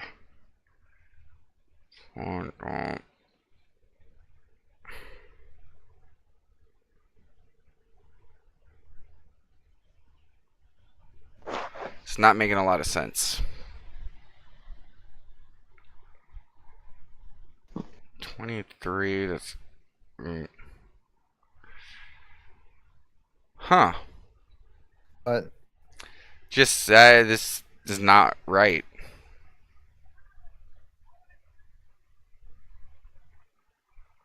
Okay, so that plus 12. Huh.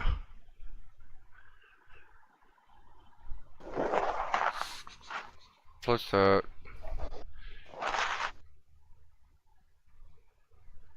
what is she getting that from?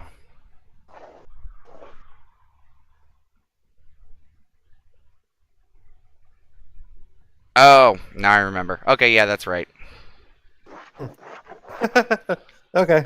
Yeah, like, that seems a little high. I mean, it wasn't, it was like It is max damage. it was literally like 4 or 5 damage difference is what I was looking at. But then I remembered something that fucking monks. And she just is going to back away. You are able to make an opportunity attack as she backs up. We'll attempt.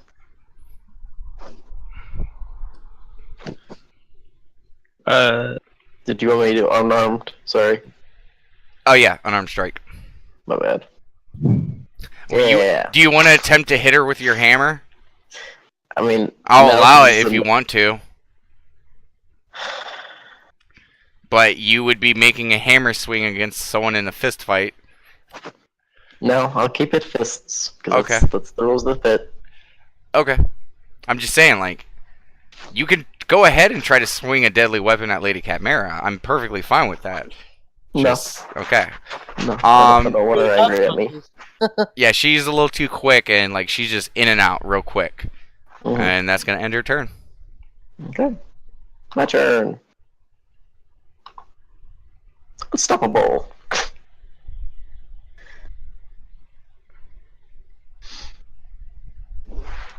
And then I will run up to her and use Pinning Smash. Okay, so what's which would be with your hammer. So are you gonna try to use it with just your fist? I thought I was just gonna use it with my fist. Okay, so that's gonna be 25 to hit. Yep. Yeah, that misses. She just Damn it. dodges right out of the way. Okay, well, on the miss, it's half damage, and she is immobilized until the end of my next turn. Okay, so D10 minus 6, so that's going to be 14. Half of that was 7, so you got it for 7 damage. Woo! Okay, does that end your turn? Nope,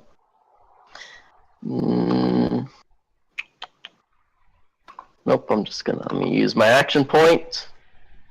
And which one is it that I can use? You should have Goring Charge, Bell Ringer. Mm-hmm. I think that's it. Yep, I will attempt Bell Ringer on her. Okay. Surprising, probably no one. She just ducks right out of the way. Okay. Actually, no, you're pinning her down, so she blocks it with her arm. Okay. Then I end my turn. And she looks up at you with a grin. She's like, "You've gotten better." I try. She looks at you. She's like, okay, try this. Shit. Yep.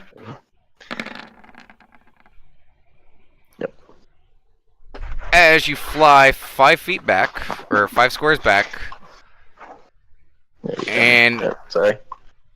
she knocks you straight, literally kicks you back. You fly back through the air, and in a familiar sense, you're like just flinging back. And with that first hit, actually, you don't even see this. Actually, with the first hit, she's gonna pull back. That second hit does not land.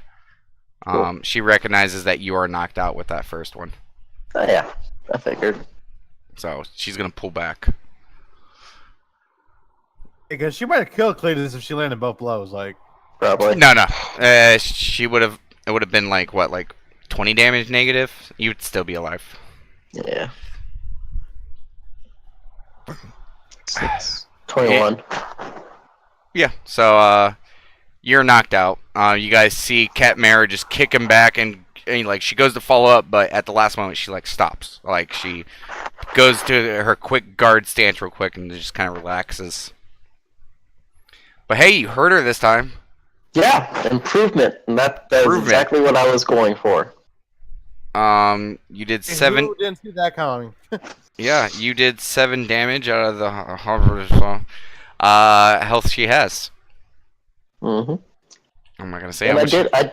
I did at least immobilize her. Yeah, that you did. I didn't even have to be next to her for that immobilization. For which one? The one I just did. Oh, pinning smash. On the miss, I don't have to be next to them for them to be immobilized, I think. It doesn't say that directly with the rules, but if you moved away, I would say that stops. Because pinning smash is literally you're holding them down. Okay, yeah, I didn't know. Yeah, That, I would say I would say the caveat of being adjacent still stands, because it's if you move away, what's making her immobile? True. Okay, just one of those wording things. Yeah, no I problem. figured it'd come up eventually. And someone comes over and pops a potion in Cletus's mouth, and you shock too. And the guy's like, give it up for Lady Catbera. And she walks over. She walks over and extends a hand to help you up. I will gladly accept it. Okay, she helps you up. And she steps back towards the center, and the announcer, anyone else would like to challenge here today? Please, just gonna lumber back over to Damasaries. As soon as you like go over, like he pulls up a chair and like brings it towards you to like sit down. I sit. And he just puts a hand on your shoulder. He's like, I know that pain. I know that pain. I lasted longer than I did last time, and I dealt some damage. He's like, that you did. As you can almost feel a shudder go through his body through the hand that he places on your shoulder. As you can almost tell, like he's probably reliving that night a little bit in his head. Yeah. And the announcer's like, we'll take any callers for the next few minutes, and if not, that's going to be it for this evening. And everyone's like looking around, like you guys hear jokes like, "Hey, why don't you step in the ring? Why don't you step in the ring?" And I kind of screwed up for this one, so bear with me for a second because I need to grab something. Go ahead. Rocking on here. Where is it?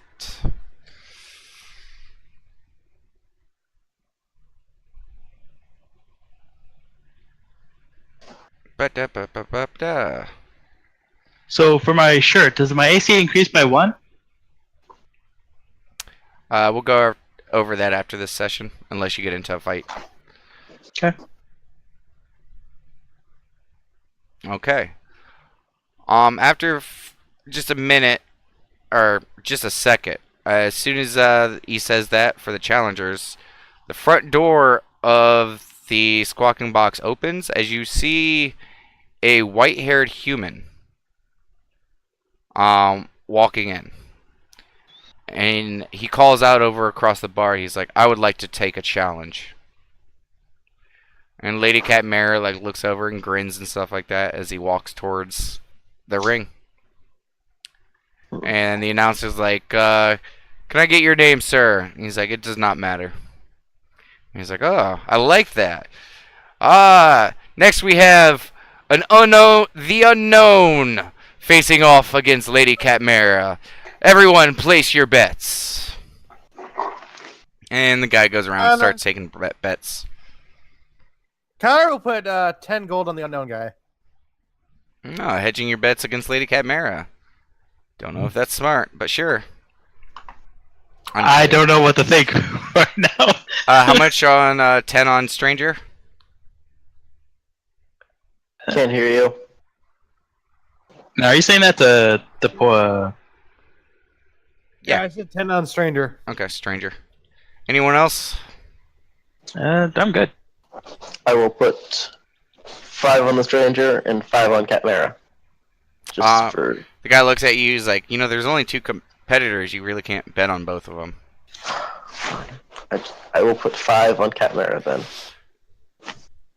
-300. Okay. Lady Catmara's probably going to stretch out a little bit and get a little bit of HP back. Yeah. I did damage. You did. No one can take that away from you. No one! You were the first person in the party to hurt her. Okay, you were the first person. Actually, no. You're not the first person to touch her. Someone else touched her first. But you're the first one to deal damage. Used to that punch. They like emissaries. Okay. Ba ba da ba ba. Ba ba ba.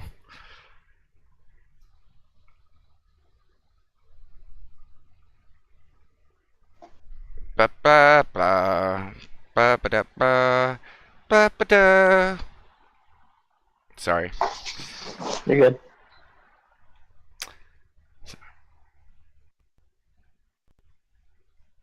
Oh no, I lost Lady Catmara's sheet. There we go. And Lady Catmara looks at the guys. She's like, I hope you know who I am stepping into this ring like this. And he's like, I know exactly who you are. And she just grins. Ooh. And the announcer looks towards Lady Catmara. Are you ready? And she just gives a thumbs up. Looks at the strange, mysterious figure. And, are you ready, sir? And he just nods solemnly. And fight!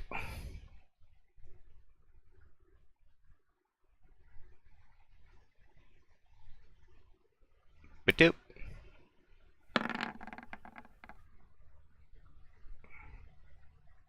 Ba-doop. Hmm. Did you guys instantly regret your bets? That's what it sounded like. Nope. A little bit. No, I did yeah. not. Because I bet on Catmara, so I'm still good. Okay, Lady Catmara goes in, and she's gonna go in for an unarmed strike.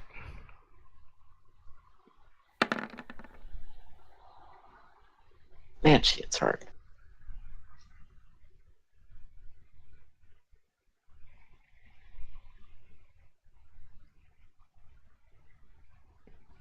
And she lands a shot straight into his gut. And you just experiencing that punch, Cletus, you just wince. And and when you took it, like, you were hobbling, like you were the wind was taken out of you, like it was a serious punch. Oh, yeah. She lands the punch on the guy, and he buckles in a little bit, and then just stands right back up and stares at her. Oh. And Come on, Catmara! her face instantly changes. The smile disappears. And she's not going to back up. She's actually going to stand there. She immediately gets into like almost like a little bit more of a serious pose. And as soon as she does that, he looks at her and goes, "Oh, now you're going to take it serious." as he, with so much speed, like just his hand, like you guys don't see the hand move from his position. You just hear the echoing slam as it goes towards her.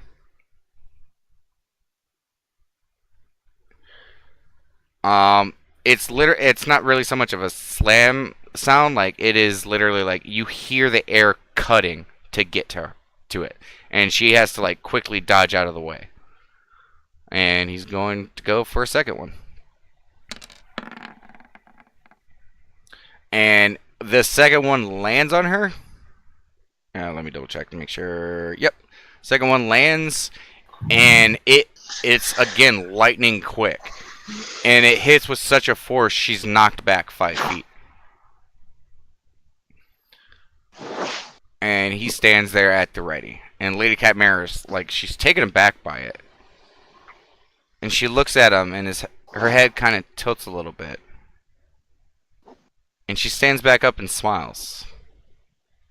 And they both drop their hands. And she looks towards him, and she looks back at the announcer. She's like, call it. And he's like, and he nods real quick, and he's like, okay, the fight's over. And the two just start to begin to walk off. Yep, sorry. Up towards the stairs. They don't say anything towards you guys. They just both start walking up the stairs. And the announcer is like, okay, we will return the bets for anyone who placed any bets. Sorry for that. The pit will be closed tonight. Or the pit is closed. We should be returning in a few more days. I hope you guys enjoyed the sights and the excitement of the pit, and we will see you shortly. He seems kind of at a loss, almost kind of confused at the situation. Everyone who bet, you guys get your money back, and the whole crowd, like, no one seems to know what the fuck just happened. Yeah, Cletus is just dumbfounded. Like, Sin's like, what the fuck was that? And Corin was like, that was weird.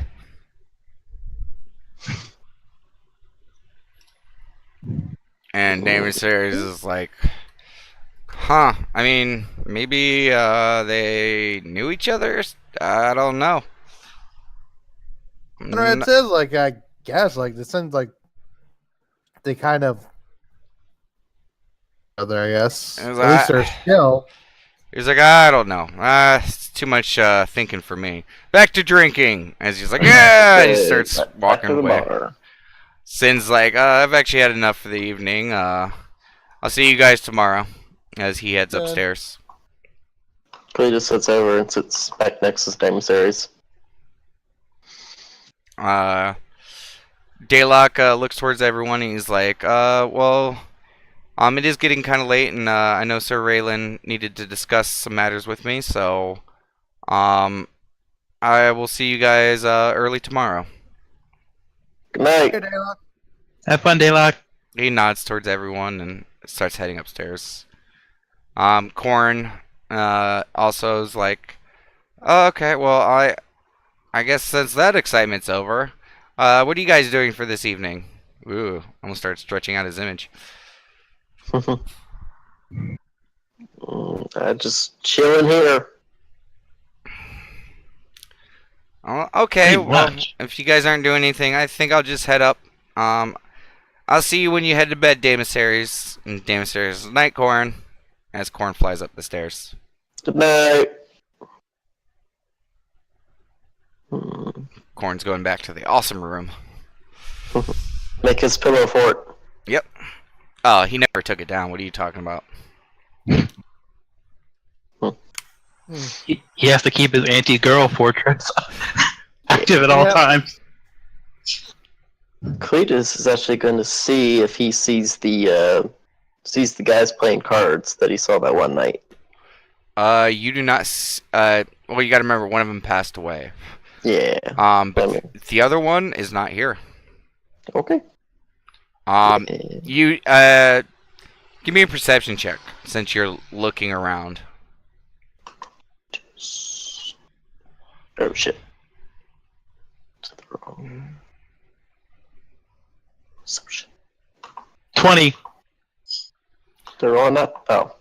Say they're rolling that 20. You look around and you notice that there don't seem to be as many miners in here since the last time you saw, the tavern really bustling. Like there are a couple, but I mean, it does seem like there's a lot more not here. And thinking about it, you're like, oh shit. Yeah, the main attack was on the mine.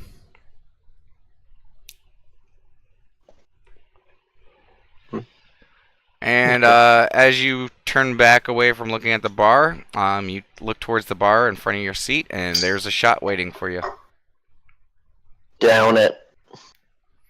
And it is a welcoming feeling at this point. And Damon Sayers also downs his, because despite his small opponent, he's took kind of a beating. This sobered both of you up pretty good. He's gonna down his as well. And he immediately pours a second one. Do you take the second one? Yep. Okay. You guys cling glasses, and you guys are both drunk. Both drunk. Yep. My bows are drunk. You're drunk now. It's a new feeling for Cletus. Yeah. It's a feeling I haven't even experienced. But given the pain that you were just feeling, like, it's feeling pretty good. Like, You're like, this is gonna hurt in the morning, but right now, it's not. Yep. And David Sayers is like, see, and this is why warriors drink. As he, like, grabs his shoulder and, like, kind of, like, moves it around. You hear, like, the crunching of bone and stuff like that, and he kind of grabs his jaw where that one big fist landed. Alright. Cletus is going to say, I'll be right back. And he's going to go outside. Okay. What time is it? It's about, like, 8-ish. Would that be dark in Letest? Yeah, it's dark. Okay. Yeah, I go outside. Okay. Everyone else, what are you guys doing? Conrad is actually going to be you know what? I've been drinking a lot all day today. I think I'm going to call it a night, guys. Later. Okay. Night. There, Conrad. You're not there, Cletus.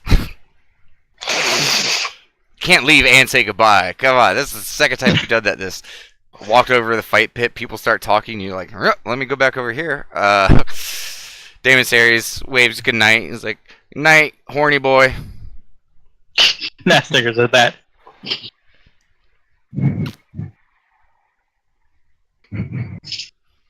Nat, what are you doing? Yeah, I'll get a bottle of wine.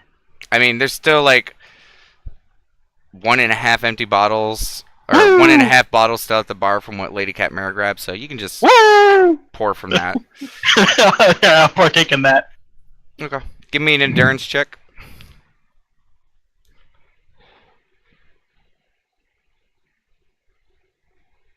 And have you been drinking the entire time since you said you started drinking?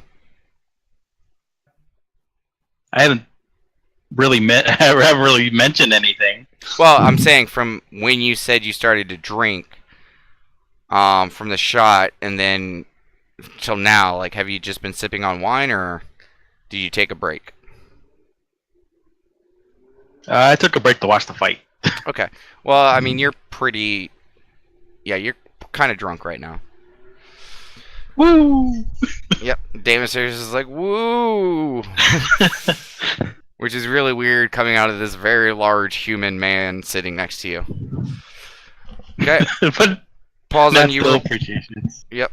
Yeah, pause on you real quick. Cletus, you exit the front of the squawking box. Yep. I'm going to look up at the night sky and see if I can see the moon. It is behind some clouds, but you do see the glow. Can I tell if it's like what kind of side? But is it a full moon or is it like? It's a waxing crescent moon. Give us crescent. All right. Cool. Then I'm gonna head back in. Okay. That's all I wanted to do. Okay.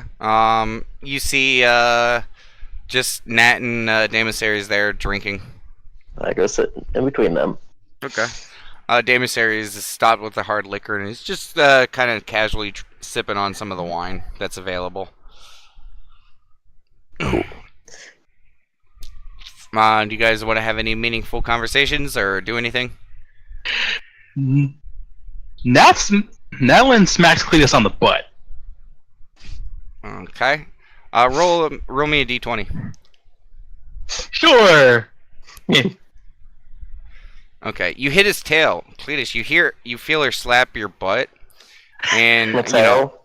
Minotaurs' tails by the base can be kind of sensitive, so it kind of like to you. What was that for? I gotta admit, you surprised me a lot today. That's what Nat tells him. Damasaries puts his large arm on your shoulder. He's like, "Yeah." Fighting Chimera was a bit on the it was a bit of overkill. He's like, "The stupid side." Yeah, Nat does laugh at that. And he nudges you. He's like, "Maybe next time we'll both go in there again." Yeah, I knew she wasn't gonna kill me. Oh yeah, I mean we know that, but I think if we're really want to get a challenge out of her, I think we both need to do it. Yeah, maybe wait till we're a little better versed too. Yeah, at least maybe wait until I can at least beat a little gnome with a big ice hand. He like kind of like just stares up at the ceiling, like just almost like imagining where Sin is sleeping. Like, That's alright. He has a new goal. Emissaries. Yeah, he looks over at you. He's like, "Yeah, man, I'm telling you, like that fist was like, there's some force behind that fist." I'm kind of excited to fight him myself. I mean, he basically called me out. So He's like, "Well, you need to teach that little run a lesson. I'm not gonna lie. well, I will. I know we're all friends, but he needs to see what a real fist can do." Yep, a big old Minotaur fist. Yeah, he kind of caught me off guard, and I'll face him again, but it's definitely your turn. I'll let you have a go at him before I give it another shot. Either me or Conrad. Yeah, he did challenge you both. Yep. Alright. I wish I could do magical fists. She's pouting a little about that. He's like, can't you? Like, don't you make like giant claw fists? She's gonna ponder that. She's looking at her hands, just like, Oh, well, I mean, yeah, anytime you do tearing claws, like gigantic spectral claws come out and swipe at your opponents, so, I mean, technically you do have a magical fist. So what you're saying, Nat, is that you're a fan of fisting? like that's what like. Damasaries chuckles. And let me give me a second, because he was raised at a temple. He might not under. He's like, "Yeah, I like punching things too." That's just laughing at. He was referring to something else, David says. He's like, "Yeah," as he just continues to drink. He's drunk. You all three of you are drunk, so it's. Yeah. And to return to Cletus's comment, she just says, "No."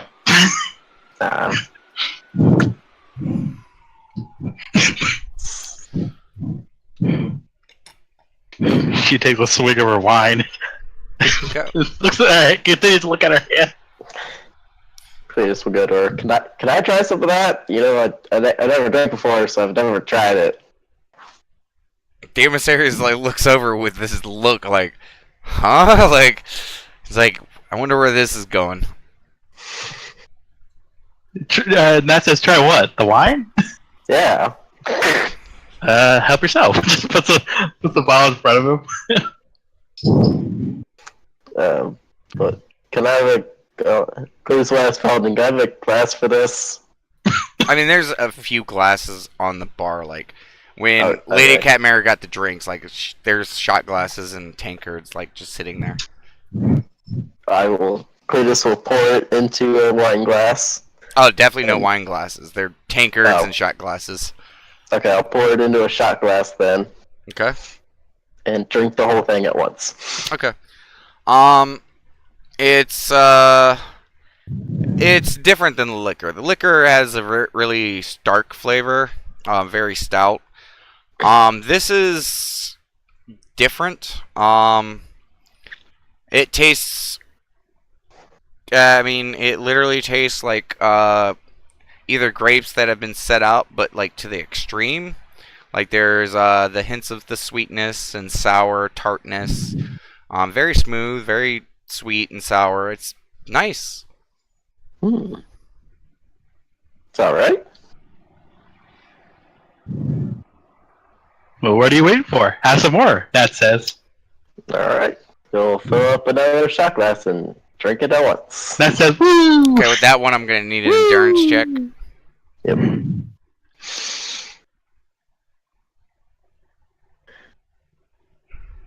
Okay. You continue to be drunk. Yeah. Okay. Do you guys just continue, like, doing some relaxing drinking? Yes. Okay. Yep. A couple hours pass, and, between the fight with Demosaries and Cletus, and the drinking, especially you, Cletus, this is drinking, so you're getting tired. Yeah. And Demosaries is like, we should probably get some rest, so, if we can head out tomorrow. Yeah. And he's like, let's go. As he stands Whoa. up. He stands up from his chair and immediately falls back on his ass. Cletus will try to stand up. You immediately fall on your ass. Whoa. And Demosaries joins you, like, puts both of his fists up in the air, like, woo! Matt, like, woo! Yeah, you look over your shoulder at the ground, and there's literally Demosaries and Cletus, the two biggest, like, just lugs, just laying on the ground, with both their fists in the air, pointing straight up on their ass, just going, woo! And that does two fists, woo! Join us, Matt. Cletus will pull Matt down onto the floor. Oh, jeez! Give me an athletics check. Do you resist? No, because she's super surprised. Okay, but you still need to give me athletics. Okay. Yeah, sure. You fail. You grab a stool that's not even hers, and you literally pull a stool towards you. This isn't that. Not just humors him, just gets off the chair and just sits on the floor. Yeah. You look over, you have a chair in your hand, and Nat's on the ground, and you're just really confused of the situation. Woo! You're like, what trickery is this? Eventually, you see Trey come down, and he sees you guys on the ground, and he's like, you guys need a hand? Downstairs is like, I'm not too proud to say yes. Trey, help me, Trey. And given Trey's size, he might actually be able to handle both of you guys up the stairs. Nat says, I'm okay, stuff. He gives you a nod, and he actually picks both Demosaries and Cletus up. Nice. Like, you guys aren't, like, completely, like, unable to stand. It was just, especially for you, Cletus, like, just sitting down for, like, an hour or so, then drinking, and then standing. It's just kind of, you lost your balance real quick. But with Trey's large figure, he's able, between the three of you, you guys are able to get upstairs, and Demosaries, like, gets dropped off as soon as he gets to the top of the steps, and kind of. Oh, Nat said she was good. She was gonna stay a little bit. I know. I was talking about Cletus and Demosaries. Did I say Nat? Yeah, I was still sitting here. You said the three of us. And no. I think she meant her instead of Trey. Yeah, I meant Trey, Cletus, and Demosaries. Okay. Yeah. But yeah, he takes Demosaries, and Demosaries is like, I got it, as he goes in his room. And Corn, you see just from the light from the room, Cletus, as you're barely like one eye open, you see Corn stick his head out of his pillow fort and go back inside. Hi, Corn. And he pokes his head back out. Hi, Cletus. Man, you are messed up. Woo! And He just gives you your big old, a big thumbs up for a pixie, but Yeah. And Trey closes the door. He's like, "Which room's yours again?" Yeah, I don't know. He turns back around.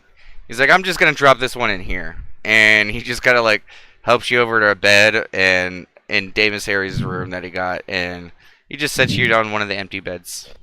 Alright. Woo! Cletus face down into a pillow. Yeah, Davis Harry's is the same thing. Like within moments, Cornish hit with the shock of a large minotaur and a large Davis Harry is just snoring.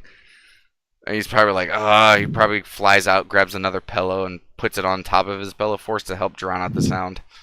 Woo! As you guys pass out. Nat, Yeah. you are in the bar alone. I mean, there's patrons and stuff like that, but you are by yourself and you are pretty intoxicated. Woo! Woo! That says quitters, all of them. That's what she's just saying to herself while sitting on the floor. Yeah. Eventually, Felton like peeks over the counter. He's like, "Are you good, ma'am?" Yes, I am. So, She gets up. Yeah. Okay. It stretches. Okay. Well, you're the last one awake, so it's on you. Whatever you want to do. I head to the third floor. Okay. Is Pain in? No, her door is closed. Darn, she's never there. You gotta remember, it's starting to get kind of late in the evening. Yeah, that's fine. Nat goes to her room. Okay. Big room or her room? Her room. I mean, you could knock on Payne's door. You could always try. You know what? Yes, I will do that. I knock on the door. Okay, you hear a large shifting coming towards the door as the door opens, and you see Payne sitting there in her really cute-looking nightie and fluffy slippers. Oh, is she in her nightie with her slippers? Yep.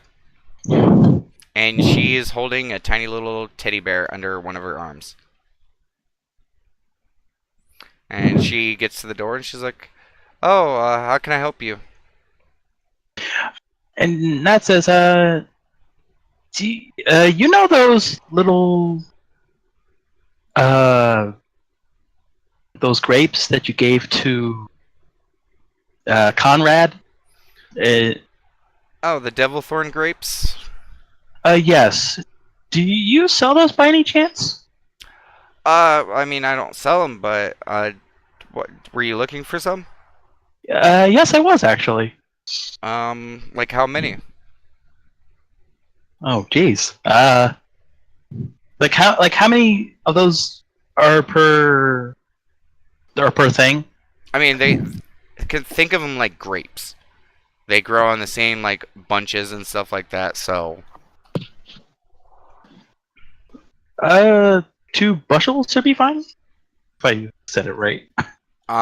she's like, "Well, I mean, I don't have that many on me right now, but you're actually in luck. Tomorrow I'm actually the person who I get them from should be in town. How about you meet me downstairs in the morning?" That'd be great. Thank you.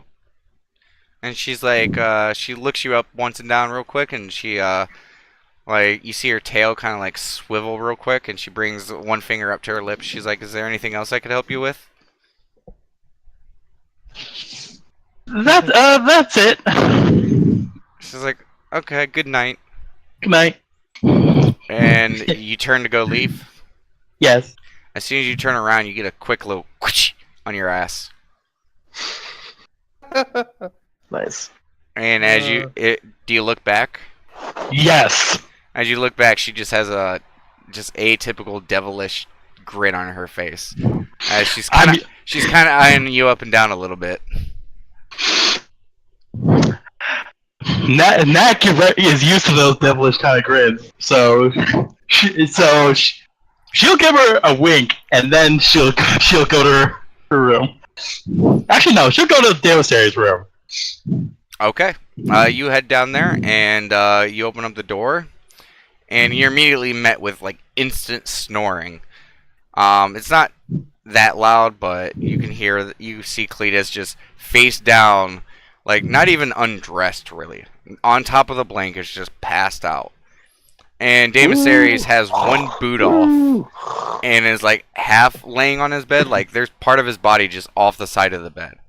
And when the door opened, Korn like pokes his head out. He's like kind of groggy and just disappears back in his pillow fort. So yeah, Nat just plops into one of the empty beds. Okay, there's plenty to choose from, and as soon as you plop down, and I forgot to mention this for Cletus, you know, like when you guys sat on the beds, like laying down on these beds, they are much nicer than yours. Like they are. You said it last session. Yeah, but laying down on it, even better. Like your weight actually distributed on the bed, like fully. Like it is awesome. Like it is laying on a cloud compared to atypical beds. And it does not take long for you to pass out. Dang, I took off my scarf before we went to bed. But with how drunk you were, like, and how comfy these beds are, it's kind of one of those like moments where you just lay down and you just lose it. Like there's not a lot of thought or anything. You're just like, oh, you melt into it, and it's one of those times where you probably melt into it, and then you wake up the next day like, what the fuck just happened? That's basically what just happened. Okay. And we will actually go ahead and end this session right now. It is an hour prior, but given that we are missing 2 people, I really don't want to keep on playing multiple, like 4 party members. So at the party, so yeah, so we'll end it right there, and we will continue this next week. Yay.